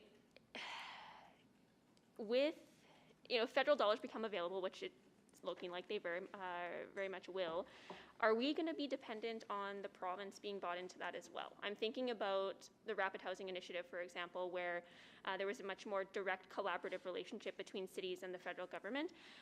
Any thoughts on that? I just, again, want to make sure we can capitalize on those dollars. Yeah, it depends on the program, Councillor. Sometimes yes, sometimes no. I think it's useful for that as a way to start from the federal government, because it does mean all orders should be involved in it. So I think that's the place where we should always start from. But in the absence of a particular order of government not contributing, I think I wouldn't want that to get in the way of other orders of government as well. But I think it's a great place to start, and it often does work if that approach is taken. So. Right. Okay. I appreciate that. And then just a quick one. One of our speakers brought up embodied carbon and how we're accounting for embodied carbon when we're making infrastructure decisions. So, is embodied carbon going to be part of our carbon budgeting and accounting framework? I'll take this one because we not immediately, but it's not a matter of if it will or if it won't. It's a matter of when it will be, and we're just in this very first go at it. We want to walk before we run, and I think it's going to be difficult enough to not to do it without considering that. That's a whole other step, and I think going this first step will help us inform how we can better do that step. So we will eventually absolutely do that, but not in this first round of carbon accounting, and we've made that clear as we go forward. But we'll definitely keep concurrently working on that, so we can do that in the future. Okay, great. Also wanted to ask, there was mention in the report around a national climate strategy for big cities, big city CAO, climate action table, which I think would be really exciting. So I'm curious how far along those efforts are. I see opportunities even for like collective or collaborative purchasing opportunities at scale when it comes to things like transitioning our fleet. I know there's some work on that in other countries. So what's the status of those conversations? I would say they're at the beginning, Councillor. We talk about climate change, I'd say, at almost every CAO meeting, big city CAO meeting that we have. But we've also prioritized, in terms of downtown safety and homelessness at some of the more recent meetings, but we're always talking about that. And we just recently talked about making sure that we sort of thread climate action through everything we do. But I would say, having said that, they're just beginning. So we've got a lot more work to do on that. Okay, so at this time, there's not a climate action table in particular? Not at the big city CAO table, but we're talking about it. Okay. And I think that'll happen within this fiscal year. Okay, great. Jumping to fleet transition. So yeah, reading that vehicle fleet emissions have remained relatively unchanged over the last 5 years, but we have seen some pretty significant progress on our transit fleet in particular. So I guess I'm just wondering why we haven't seen much movement on the fleet in general, and what our plan is for the fleet in general to make that transition. Mr. Robar's on his way up. Sure. And as Mr. Robar makes his way up, I'll just add a secondary part. Yes, walking very carefully. I'm thinking everything from lawnmowers to snow plows when I think about our fleet. Maybe I'll just start by saying absolutely everything we have to look at, and don't know exactly why it hasn't happened, but certainly there was a bigger push on transit to begin with, but that push is full bore ahead with all of the systems now, and especially given the opportunities in hydrogen, I think we'll be able to move more quickly. So Eddie, over to you. Yeah, so we are obviously put our focus on the transit fleet initially, just because that's the biggest place where we can get biggest bang for the buck. So we've kind of explored those options. We've got that underway, and we're now exploring other fields of fleet, as well as looking at hybrid transitions of our light duty fleet, looking at options for onboard hydrogen generation and blended fuel options as well. And we're currently kind of building that planned approach for the fleet as we're working through this year, working through a fleet strategy component and governance structure that's going to look at how we move that energy transition for the entire city fleet, including equipment. Great, thank you so much. Thank you, Councillor Salvador. Councillor Paquette. Thank you, Mr. Mayor. Yeah, just a quick question. I raised this with the speakers, but there's always this desire to sort of like dip into the property tax formula and say, oh, what if we tax like per area differently, or what if we tax the per value differently? But what if we taxed differently when it came to efficiencies? You have an efficient home, maybe you get a bit of a tax rebate. And this way it doesn't actually penalize anyone. It doesn't reward anyone unfairly. It's just sort of, hey, this is what works and you cost less to our system. So we will acknowledge that in the way you're taxed. So I don't have my assessment and taxation counterparts here with me today. I think we could take away and look at something like that, but I think the one thing that we'd have to be mindful of is we have to tax on things that are observable. And so doing something like that might be an incredibly, while a good idea might be administratively burdensome to the point where it would be too difficult. You lose the benefit. Yeah, no, for sure. And that occurred to me as well. But, leave no stone unturned in this discussion is sort of the way I'm looking at it.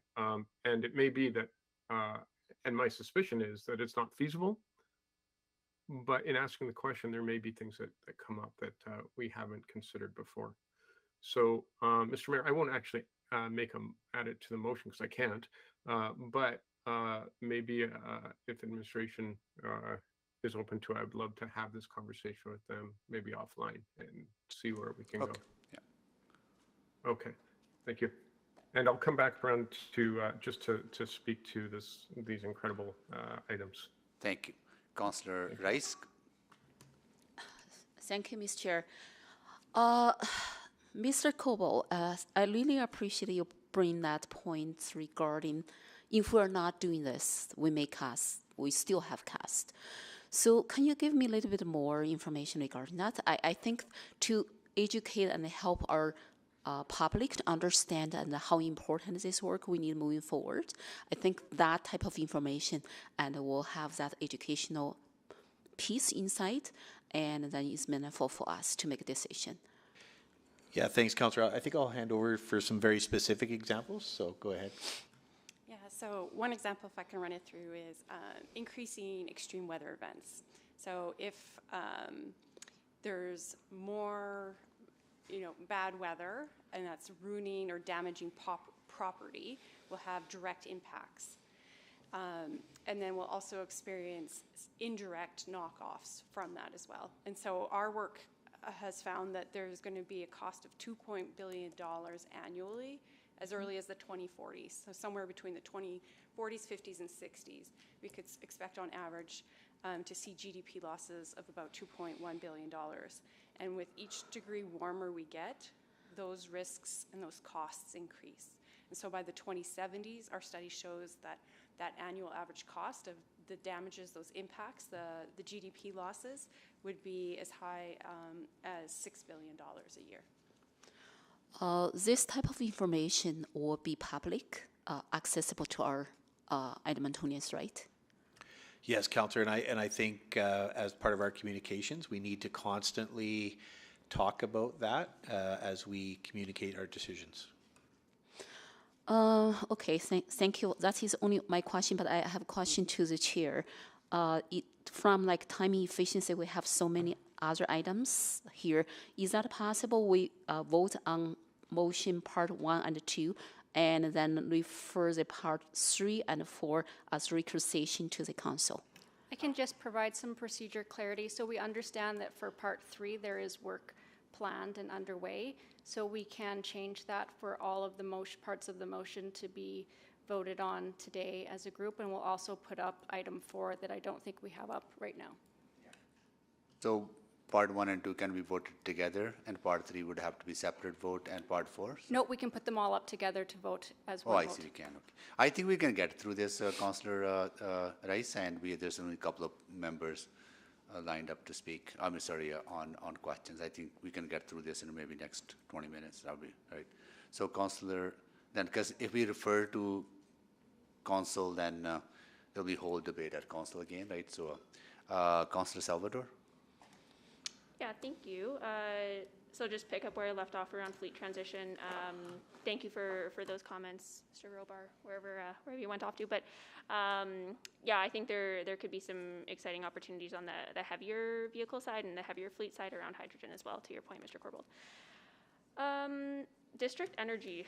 So yeah, I have a number of questions about district energy, but I understand we're going to be having a conversation about that later in the month. Is that correct, Ms. McCabe? That's correct. Okay, great. So I'll hold off on a bunch of those, and I'll just ask one. Are we evaluating business cases on potential district energy nodes when we move ahead with, select neighborhood renewals? I'm just thinking about some of the larger, like, institutional developments that we have in our city. Is that already underway? Hi, Councillor Salvador.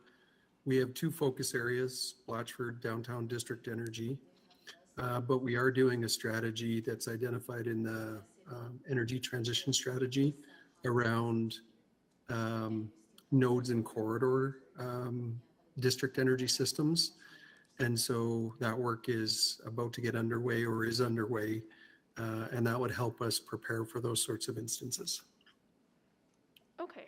Okay, well, I look forward to having some more conversation on that. Related. Just want to be clear, the district energy report that's coming is specific to the downtown district energy and some adjustments that we're considering related to the path of the project. Okay, well, we can probably connect offline around that as well, so I can get a few more questions answered in that realm. Sounds good. Then, I guess when it comes to neighborhood renewal, beyond district energy, I guess I just want to make sure that we're sort of future-proofing our neighborhoods. And please correct me if I'm wrong, but I have heard that some of the lower density greenfield neighborhoods are serviced to like 100 amp, for example, and aren't necessarily EV ready. So how are we preparing for that pretty massive change in technology. Yeah, that's a great question that we are working through for sure in terms of understanding where we need 200 amp power in our city as a whole to be ready for electric vehicles. Okay, thank you. Thank you, Councilor Salvador. So that concludes the questions. We have a four-part motion on the floor, right? Can we vote it together all at once? Yes. Right, good, okay. So to speak to the motion, Councilor Paquette, please make it fast. Oh, thank you, Mr. Mayor. I probably won't. Politicians are not always leaders. In fact, it might be safe to say that politicians are rarely leaders. There are many reasons for this, the primary one being that they may be fearful of standing out with anything that is even close to controversial without an immediate and obvious political gain. However, there are times when politicians must lead and help to dispel myths and misinformation, to help forestall tragedy, and to stand up for a more compelling vision of the future than is usually the regular trade of populists. It's easy to press on the buttons of fear and anger. We see that played out every day. There is a destructive ease in bickering and dividing. There is profit in it too, as politicians and political parties make bank on capitalizing on the intense emotions that division brings. What is more difficult is to put the shoulder to the wheel, to work, to bring people together, to risk comfort for the discomfort of taking on the unknown. And yet that is where we must go. If we are to give our youth not just hope for a better future, but to actually ensure their future is better than our present. We can do this work municipally. We must, and we will. We are. But we need active and engaged and serious partners on the provincial and federal levels. Less words, more action. And we can do this. And frankly, some will detract, some will fight, kicking and screaming because they think their profits or their power depend on the status quo. They are wrong. In this battle, stasis is death. There will be no profits if we don't change the status quo and face the changing climate and the reality it brings with clear eyes and clear resolve. From insurance claims to climate refugees to food shortages, flooding, loss of land, the list goes on. We are already see it playing out. This is no longer theoretical. There is an opportunity for great innovation here. Literally world-changing innovation. We can create an environment that fosters these new ideas and approaches.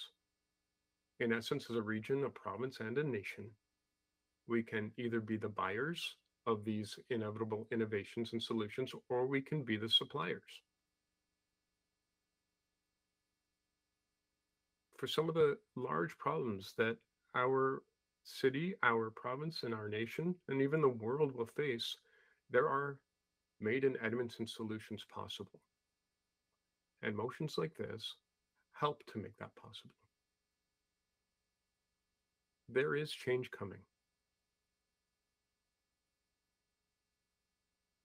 And we can either throw up our hands and say, well, if no one else is doing anything, why should we? What efforts that we make are going to make a difference? But one thing we know is that when you have a leader, all you need is a validator, and more people will get on board. If the role of Edmonton is to be a leader in our province on this file, if the role of Edmonton is to leapfrog over municipalities to become a leader in Canada, if the role of Edmonton is to become a leader in the world, well, that's just fantastic. Why wouldn't we do that?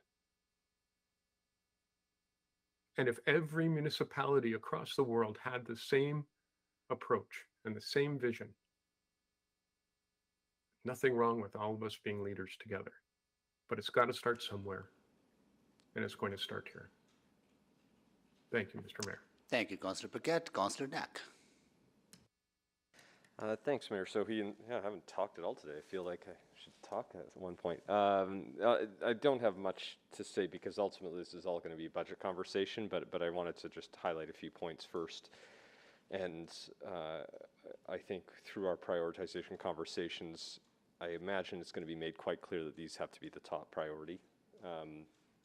And if that means shifting back to that conversation we had, I don't know, whatever the never-ending council meeting was, that's to me all we need to be focusing on, number one on the list. And so, that's why I didn't need to ask a lot of questions. And the reason I have sort of no questions, because I think back to the work of, well, and I appreciate Ms. McCabe, your introduction before lunch about the work that Jim had done and the team. Because I think about the community energy transition strategy, the first one that came up, and the great work that Jim and many others did to create that. And when that was approved in my first term, it was approved unanimously by all of council. And if you think about that group of council in my first term, we didn't necessarily agree on everything, and yet we were completely aligned on the need to do that work. And since then, we've had to do some further updates to get where we need to go. And so I think it's first just a testament to the work that Jim did and the team, number one. And then number two, I think it's that understanding that this is an issue that isn't just municipal, it isn't just provincial, it isn't just throughout the country, it's across the world. And the other thing I'll mention, because I'll say it every single time, and you'll hear it again when we come to budget and talking about why we need to invest, because Councillor Rice's question is always an important one. We often bury the lead about one of the biggest investments council made a few years ago was a $1.4 billion investment into flood mitigation work. And we had to do that last term because our communities are not able to withstand the changing weather conditions. So that is the most tangible thing I will bring up every time. That money could have been avoided had the work that needed to be done decades ago started. And if we don't invest the necessary amount of money now, that 1.4 billion will look like pocket change. We heard what's even in a few decades, but I mean even in the next decade. So when we want to talk about this with Edmontonians, I just keep going back to, we just spent $1.4 billion on making sure our communities are flood resilient. I would have much rather spent that on rec centers and parks and LRT and all sorts of other things. But that was something we had literally no choice on, because the alternative is saying to all of those communities, well, figure it out yourself. And so, and many of those communities spread across the entire city. So it wasn't just one particular pocket of the city, it was across the entire city of Edmonton that we needed to do that investment in. So for me, this is why it is incredibly easy to justify virtually anything we need to do on climate action and community energy transition, because I know what it costs, having had now to approve something far more expensive, and so we need to get to work, and we'll do that at budget. Thanks. Thank you, Councillor Knack. Councillor Salvador. Thank you. Yeah, so just wanted to start by saying that we have a talented and courageous team in administration who are building on the legacy of champions like Jim, who've been leading transformational climate action in our city for many years, and really proud of the leaders that we have who are carrying out this intergenerational work so that we can ultimately achieve the urgent and accelerated action that Edmontonians expect. So I'll just really quickly speak to the Clean Energy Improvement Program, part of this motion, which is built on the model of the Property Assessed Clean Energy model, the PACE model. And we know that PACE works. It's a proven model. And as Mr. Rodenberg shared, we're at an inflection point where we need to begin scaling up. We're beyond that pilot stage. We need to get going.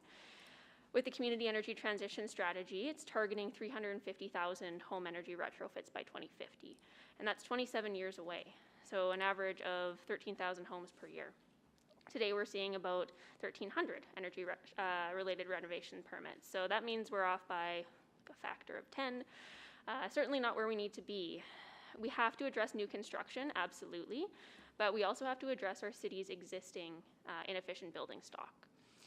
Buildings make up a fifth of our emissions, and as far as levers and programs to achieve our emissions reductions go, this is a really big one. And again, it's proven, it creates good green jobs, grows our economy, and it's actually a really secure return. So I'm excited to see this one moving forward.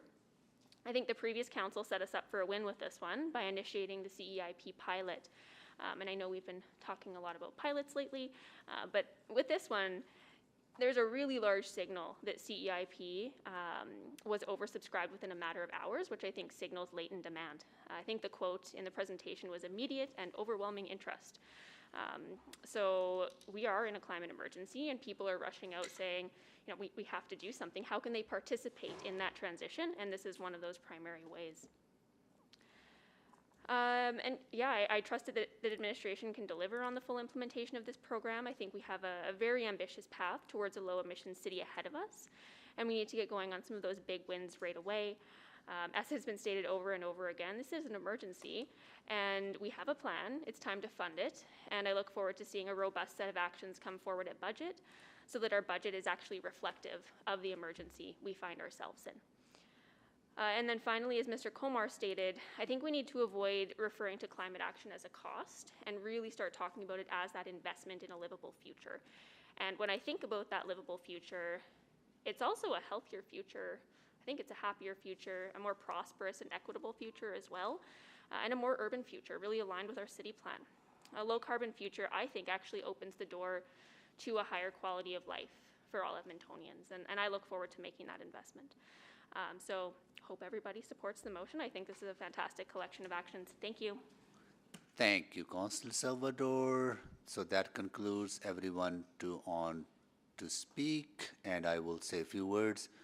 Mr. Corbold, the more we are settling into this job and the more we are coming to know your team, I can speak only for myself, but the more impressed I am actually of the leadership that we are seeing from your team, and I think everyone needs to be commended for the hard work that has been going on in many areas, and particularly in this area as well. So I want you to absolutely please convey that to your entire team.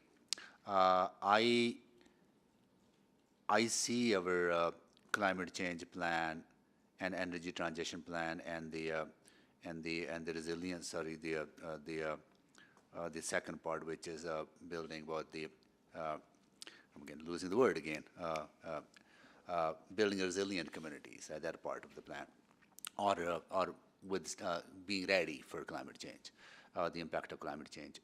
I see that as an absolutely necessary, critical work that we need to do. But I also see this as an economic plan. This is a huge, huge opportunity for jobs, investment in our city, from infrastructure to construction technologies to new technology into hydrogen. We can be leader in as a region to unlock billions of dollars of investment here in the Edmonton region by implementing this plan. So it's not just about climate change, which is absolutely important, emissions reduction, absolutely important, and reducing future cost, absolutely important. But it's also about building the people's ability to have a decent, well-paying, middle-class job. It is about people's ability to start a business here, test their new technology here, and have those technology implemented to help grow their businesses. So that's how I also see it, right? So I'm really looking forward to our conversation during the budget and prioritizing this to achieve multiple goals that as a community we talk about. So with that, I will call the vote.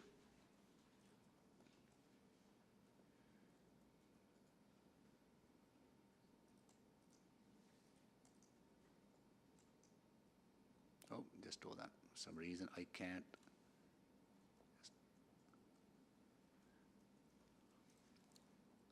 Here we got it.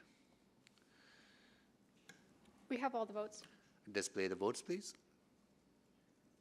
That is carried. Thank you, everyone, and thank you, Councillor Salvador, for your hard work on this. Okay, now we are going to our item. And are there any specific items, Mr. Corbold, that you need directions on? Yeah, I would say what's left in the agenda, the number one importance from a decision is 9.1, because we actually need a decision to proceed with some other work. And so that is the most crucial for today, I would say. And 6.1, 6.2, that Councillor Nack, you exempted that, right? 6.1. Yeah, I had 2 questions, and that's Few it. questions. And I don't need a presentation. So we'll go to 6.1. We have about 10 minutes before we break, right? I feel like if nobody else has questions, I'll get it done before in the next 5 minutes. Sounds good. 6.1, go ahead. They're cross-referenced, so. Yeah, 6.1, 6.2 are cross-referenced. Yeah. Okay, go ahead. Perfect. Thanks for all the work on it. It's excellent. Just two questions. One relates to, in the report, it talks about whether there's some uncertainty as to whether or not we're going to join that MBN Canada, and I'm just curious as to what's sort of the remaining decision point, because I think I would see a lot of value from it, but I want to get a sense from you of what you're thinking about in that sort of decision-making process. Sure, thanks. Kim Matheson with Service Innovation and Performance. So yeah, we've been working through an assessment of that for a little while. One of the things really is timing is everything, so it really helps us on the operational side, so we want to make sure that we're set up for success. So we've been doing some data cleanup and a bunch of work to make sure that we've got good quality information, hopefully, so when we line up with an organization such as MBN, that we'll have a better chance of success out of the gate in matching more apples to apples with what they're doing. We do currently benchmark with WCCD, the World Council on City Data, and so I think that you'll likely expect to see something in 2023, pending sort of the final conversations on that. So if I'm hearing you, it's not so much an if we're going to do it, it's just a when, generally. Is that fair, or is that still not fair to say? I think we're very close, so I think it makes a lot of sense, but it's the value to the organization we want to make sure is there. The resourcing and time to put into it, there is quite a bit of time to manage it behind the scenes for it to be effective. And so we've been currently doing a jurisdictional scan with some of the other municipalities that have been part of it for quite a while. Some have done a pause at the moment to sort of reset themselves to make sure that they're getting the value out of it. So that's where we're at right now. So there's so if I'm hearing you correctly, part of it is just understanding staff time being used on that, and then if it's a lot, you might need to get council to okay that, because you might need that. But you would come to us if you determine that, hey, there's value, but it's going to cost an extra person. So you don't need a motion for me to check in on this, is what I'm saying. That's right? correct. Okay, perfect. Last question is, and maybe Mr. Corbold, I'll direct it mostly to you, but anyone can jump in. The report in 6.1 talks about supporting continuous improvement and innovation, something we strive for as an organization. Over my time, I've seen us move in different directions. I think when I first started on council, I felt like there was unwillingness to be, we had a very low risk tolerance as an organization. That changed over the years, and I think at the same time, especially over the last little bit, I feel it's gone back into we're a little less risk adverse, or a little more. So I'm curious as to how we can make sure we're supporting you and everyone that works in the organization to know that we want everyone to go and be creative and to be innovative, and to make sure that they know that if they try something because it aligns with the city plan, but it's out of the ordinary, that we as a council have their back, and aren't going to, publicly scold members of administration for trying something that maybe doesn't work out. I just want to know how we can make that perfectly clear, so that every one of the 13,000+ people working in this organization know that we want that. Yeah, I think you do make it clear. I think I don't think we've been scolded for taking risks on this area, as far as I know. I don't think it has regressed. And we had a recent conversation at ELT about how do we incentivize and motivate employees on the innovation front. And we're talking about some internal things like, innovation funds, internal innovation funds that are part of the base budget, but essentially, contribute and reward people who are coming up with ideas, and that by implementing those ideas. And so we're talking about different opportunities for do that. But I think, I think you've kind of laid it out in your question. We're going to keep on trying things. I think a specific example is going to be in the area of fleet management that Mr. Robar is working on with all of his team. We're not going to get every conversion from diesel right. And that may mean that lawnmowers don't perfectly do the best job everywhere. And so, but we want to try all this stuff and get it done. So we'll keep on doing it. But I don't sense any resistance by people to want to be innovative. I see lots of push and support for that. So we'll keep on doing it. And I do feel we have, council has our backs on this. Good. Yep. Then I'll move receipt of information. Councillor Stevenson is, yeah. So we want to move for information. Councillor Stevenson? Oh, yeah, so Andrew's moved for receive information. That's great. Yeah, really, really exciting work. Really appreciate everything that went into this. The one thing it left me wondering is just if there are opportunities, and again, I appreciate limitations of data, so I don't ask this question with big expectations, but maybe just sort of ongoing consideration would just be some of the disaggregated data we might be able to get on some of these indicators. So, for example, race-based or other demographically based data, so we can understand what's happening in different segments of our community. And then also just wondering spatially. So for example, I was thinking of mode share. I think is a really, really great example of when we set that 50% target citywide, that's, or is it even, sorry, 70%, like that's very, very ambitious. And I worry that the incremental gains year by year are going to be very small and we'll feel disheartened by that. Whereas if you look at neighborhoods like Oliver, for example, I think we're already at that threshold. And I think what breaking it down spatially might allow us to do is see the outcome of some of our decisions so that if we build neighborhoods in certain ways, we get these big impacts on mode shift, investing in LRT, neighborhoods that are close to there, we might see that mode shift change more quickly. So just wanted to throw that out as an idea, again, recognizing some of the challenges, but just the benefits I see, just being able to validate some of the direction that we're taking as a city. Yeah, great idea, Councillor Stevenson, and you're correct. How we display and tell the story of the data is going to be really critically important as we go forward, because the story could be completely different, and averages do have challenges with them that they don't actually tell the full story. Yeah, absolutely. Can I just add, Councillor, that I think I get your point about the incremental changes, but I also think there'll be really exciting changes, like when things like Southeast LRT and West LRT open up. Those will be like game changers for an entire quadrant of the city that we'll be able to celebrate in as well, I think.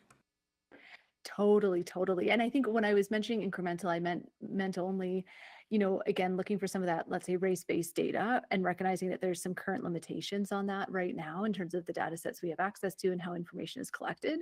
But if that sort of, incremental improvements we can be making to our performance measurements as we refine and mature them, I think that could add a lot of value. Yeah, but I couldn't agree more. And I think capturing those game changers is as you say, Ms. McKay, we don't always get that with the averages, but we can really start to see, oh yeah, this big move had a big impact, and we can demonstrate that clearly. Great, thank you so much. Thank you, Councillor Stevenson. Councillor Rice. Thank you, Ms. Mayor. So the first question is regarding WCCD. Specifically, and I understand that we are users for the purpose to serve the city council decision making, or also to provide information to Edmontonians and also to the administration. And so we start from 14 public services to all 30 services. And so that means all the data right now is available on our 73 lines of business in the city, right? So, Councillor, with WCCD, they set the measures that they do. So it's not based on our 73. It's based on the number of measures that they benchmark across municipalities across the world. And so the 30 are the 30 that we participate in that are the ones set by WCCD. So my question is for the scope, and then are we able to find all this, our city services data, outcome results, and through some measures? So that is my question. And if we spend money on that. So not necessarily through benchmarking, but we do industry benchmarking as well. So WCCD has a number of benchmarks. Some of the industries, such as Transit, the CUDA Association, and others do benchmarking. And then we do our own internal measurement around operational and corporate measures, but we don't necessarily have a form of measurement yet for all 73 of our services. Or specific measures, sorry. So I noticed in the report the targets, and the target is still not set up yet. And the targets were set up after the budget has been considered. So can you tell me a little bit more why that? Councillor Rice, if you're referring to the process for the city plan, we have targets in the city plan at the 2 million population level. That's about, let's say, 50 to 65 years out. So what we're doing is we're coming up what the interim targets are for each of those population horizons in the city plan. And we'll be able to give you an indication of where you're at in relation to the investment level that council makes through the budget process. Specifically, is this related to the big city moves? And then if we don't have a target and before the budget determination, and how we can set up the budget and for that? We do have targets. We have targets at the 2 million level in the city plan, and we're using those big city moves as part of the priority-based budgeting process. Unless I missed something in the report, because this said very clear, and then proposed interim targets had not been set up, will be set up after the budget has been established. Maybe something is a little bit confusing there and in the reporting. We have targets at 2 million. So, for example, that is a city growth targets, but here I believe he's talking about specific measures targets. Yeah, we will develop the interim targets next year after the budget has been passed. So, for example, we have 50% of new units added through infill is the target at 2 million. The target at the first population horizon of 1.25 million, I believe, is 25% infill and 75% growth as an example. I understand that we do have the city growth targets. That target is clear there. And what I mentioned here, target, if we are setting up some measures for the big city moves, and for that target, I do have a little bit of concern, and it is a little bit not clear. And for us, what we're going to do this enterprise performance evaluation and to against the targets. And specifically for the targets will be set up after budget. That is even more concern. But I do want to follow up with you offline and regarding this, and then to save the time. I have one more question is regarding the financial impact for the next steps. This is not clear in the report.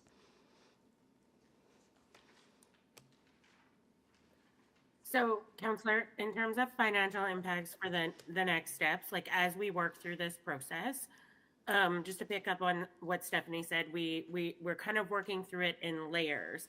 And so we're using it to inform priority-based budgeting. We'll get down to a level where we'll have a greater clarity on the financial impacts, and that's what you'll see as part of the budget process. So today you're just seeing an update, not necessarily the whole financial impact. That'll come closer to the budget. Thank you. My time is out. Okay. Thank you, Councillor Rice. Okay, so that concludes the questions on this item. We have a motion to receive this for information, and I will call the vote. I'm a yes, Councillor Rutherford. Thank you, Councillor Rutherford.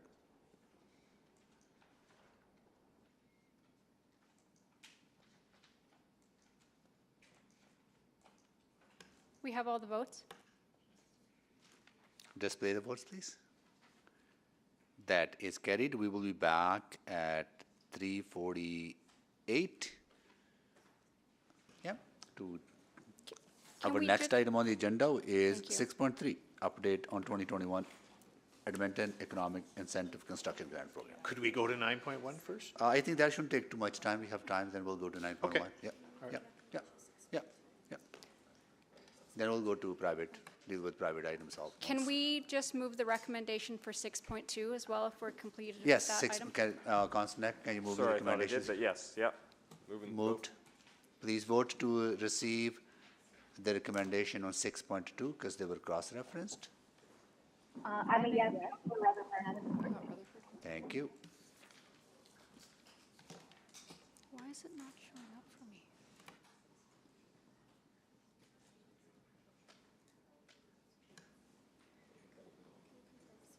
Can we confirm that Councillor Stevenson is still on the meeting? She is yes. Okay, I- Oh, Councillor. yes, sorry, I said, sorry, voted verbally, but Councillor Stevenson is a yes. Sorry, thank you, we just didn't hear you. It's our And fault. Councillor Rutherford We is have all yes the as well. votes. Thank you. Display the votes, please. That is carried.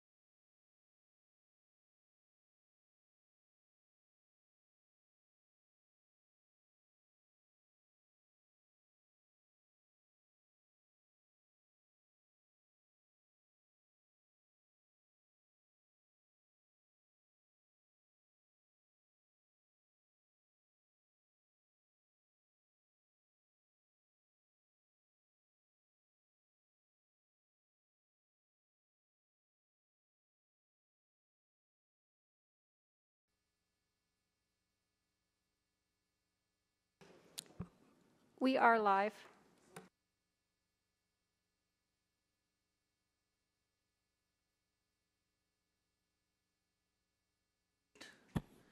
Okay, I would like to bring this meeting back to order, and we are going into item 6.3, update on 2021 Edmonton Economic Incentive Construction Grant Program. Is there a presentation from administration? We could go straight to questions, Okay, Mr. Mayor. good. Councillor Rice, you exempted this, so you go ahead. I said we're going to 9.1. Okay, so first question.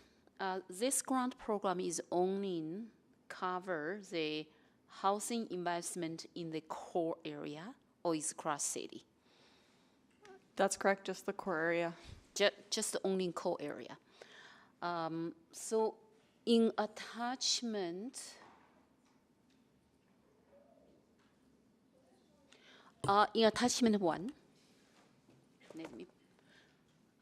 Attachment 1, and then we have project name and address at applicant.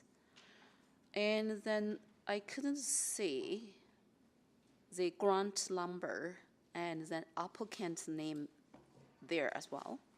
So is that information supposed to be public or not?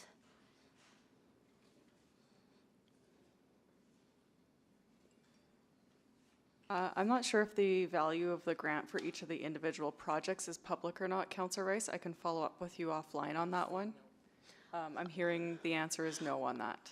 I actually request this question and from my constituent. So what's the applicant's name? Because for this 10 project, the 10 project only, what's applicant's name, what's the grant they received? So I just wondering how that information cannot be transparent to the public. Well, it's transparent in terms of the project name, the application, the construction value, the overall value of the grant program. Is there somebody from law that's perhaps able to speak to the why we can't release the applicant name?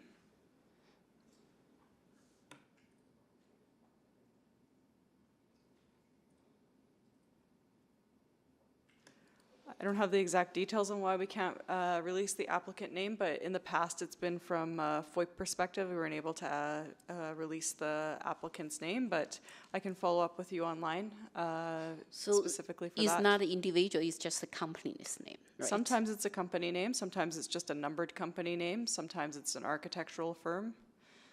Okay. Councillor, maybe I'll just quickly jump in there as well and to say we can look into, the details about providing whether or not we can provide information about the individual owners of those properties, but in terms of the value of the grant, that really isn't quite known yet because it really will depend on what happens over the next 5 years.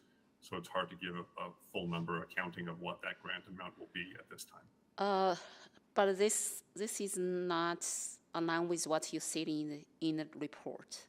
The report is said very clear. Each grant was already approved and conditionally on construction starting by March 31st, 2022 is already past date.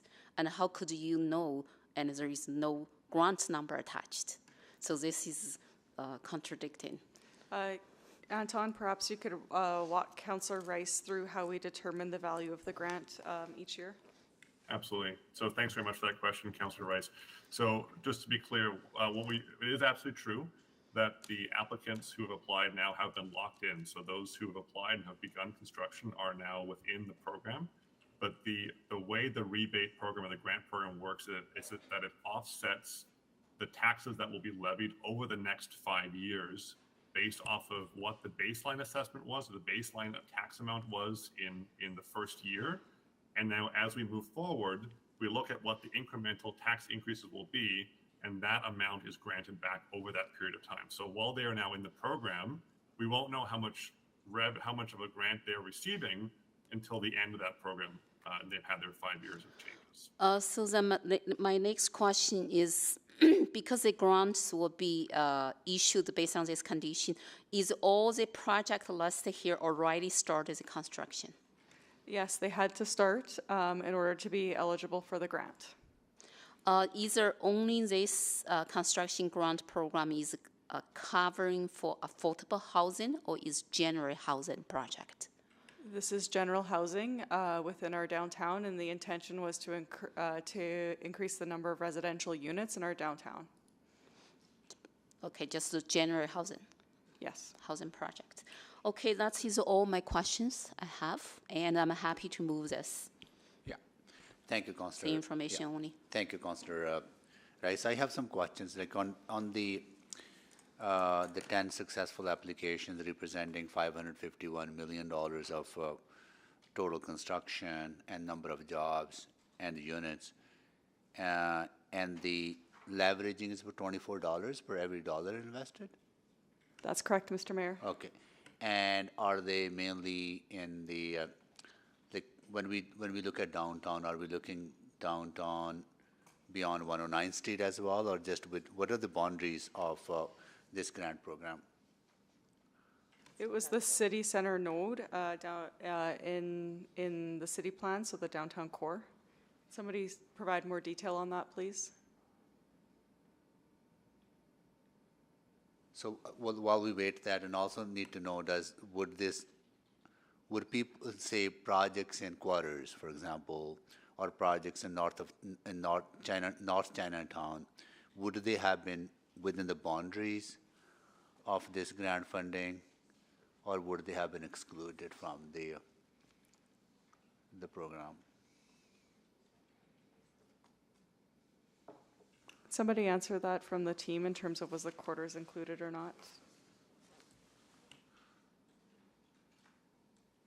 So while we're waiting for that answer, you're also suggesting that we carry on with this kind of program, right? We're evaluating it as part of the growth management framework, so looking at the success of this program and looking at the entire city plan where we would recommend applying future programs like this. Okay, so you will come back as... we will, yes, you know as necessary, yes. You know the timelines, when will you come back? Probably, it's in the next year we would come back through growth management framework. Okay, so it's okay to receive it for information now and wait till you...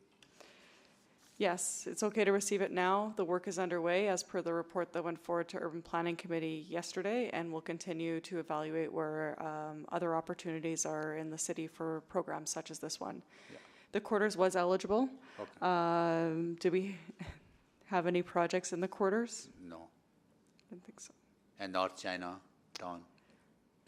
The boundaries were 95th Street, 108th Avenue, Roland Road, and 101 Avenue. Okay, but no project in North Chinatown? We did have some projects approach us that were retrofits, but this was based on new builds within the downtown, and that's what ended up being eligible. Yeah. But it is definitely something we could explore for Chinatown as we work through that.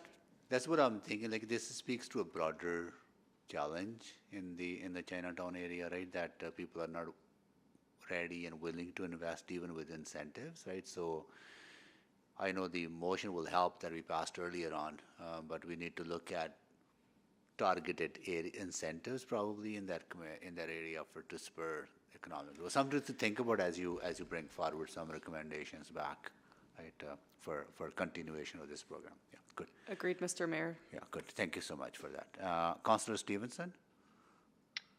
Yeah, thank you. Just wanted to say thank you for the report, and I think the results are incredibly positive. The leveraging of dollar public investment for $24 of private investment is really exciting, and I think this program was really excellent for this time in terms of spurring that economic activity coming out of the pandemic.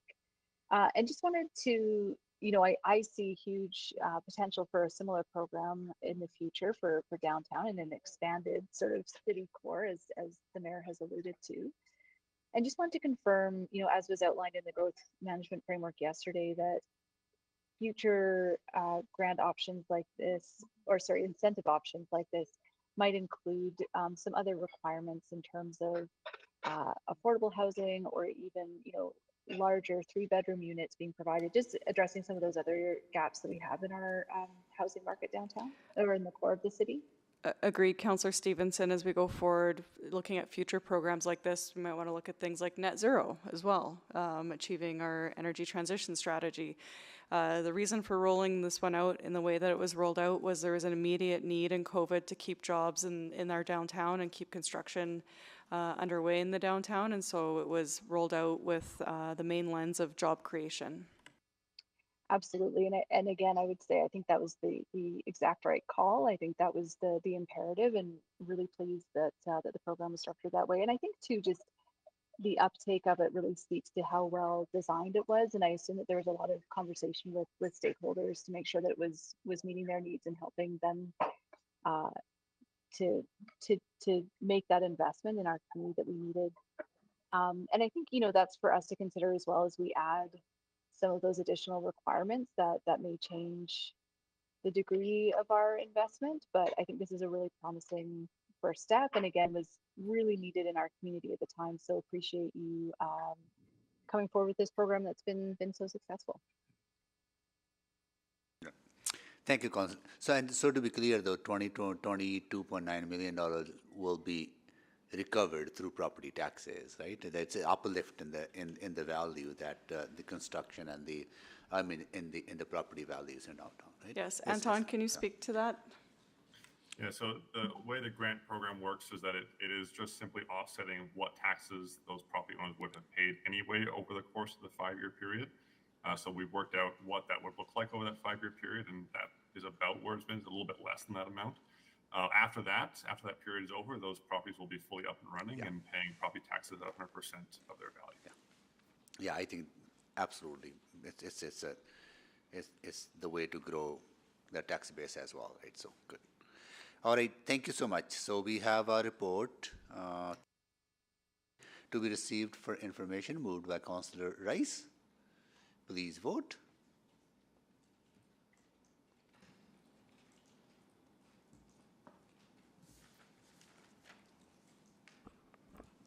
Can we check if Councillor Rutherford is in the meeting? Councillor Rutherford, are you there? I don't believe she is.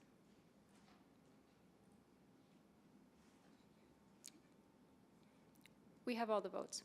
Display the votes, please. That is carried. So that is 6.3. We dealt with 6.4. We dealt with 7.1. We have private reports now, 9.1, 9.2, and 9.3. So someone moved that we go into private, please. So moved. Councillor Rice moved that we go into private. Any questions? Seeing none, please vote to go into private.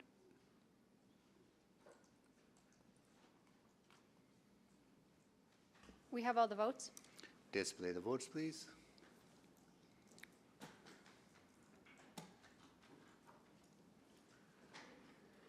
Just a little bit slow. It's carried. Okay. Yes, it's carried. Yeah, it's carried. Yeah. Okay, we'll give you a minute to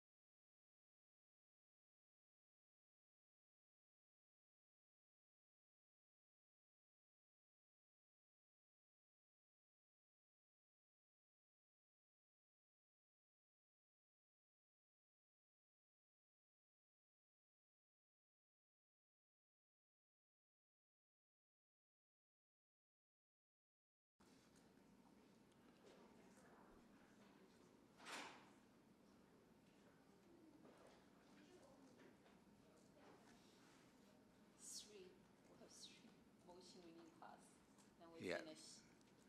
So there's no changes to recommendations, right, in any of these reports? No? No. Yeah, okay. So Councillor Rice, would you like to move the recommendation in 9.1? So move. Thank you. Do we have to state the whole motion, Madam Clerk, or?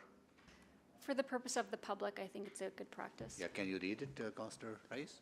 Yes, I will. So I moved that the recommendation, the land purchase agreement as set out in attachment 1 of the June 15, 2022 Financial and Corporate Services Report, FCS 01041 be approved, and that the land purchase agreements be informed and content acceptable to the city manager. I move that the June 15, 2022 Financial and Corporate Service Report FCS 01041 remain private pursuant to Section 16 and disclosure of harmful to the business interest of a third party, and 24 advice from officials, 25 disclosure harmful to economic and other interests of the public body, and 27 private information of the Freedom of the Information and Protection of the Privacy Act. Thank you, Councillor Rice. Please vote.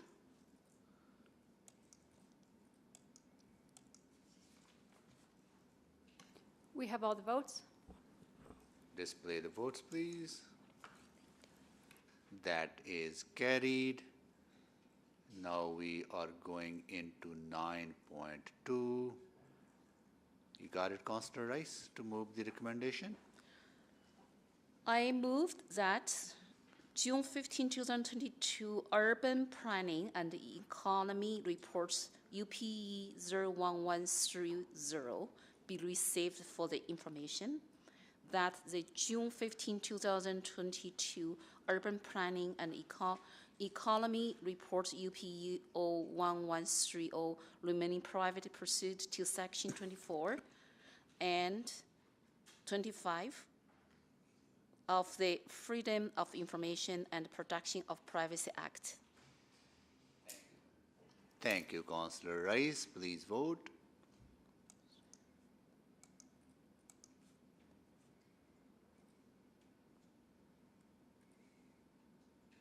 We have all the votes.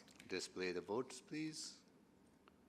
That is carried. Now we go on to 9.3. Councillor Rice, you got it open? Yep. I move that June 15, 2022 Urban Planning and Economy Report UPE 01187 be received for information.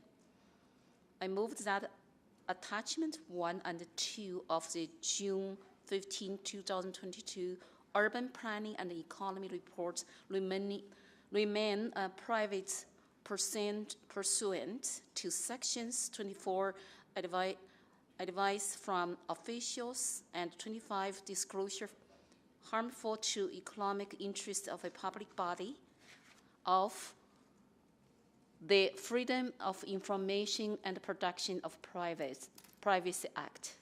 Thank you, Councillor Rice. Please vote.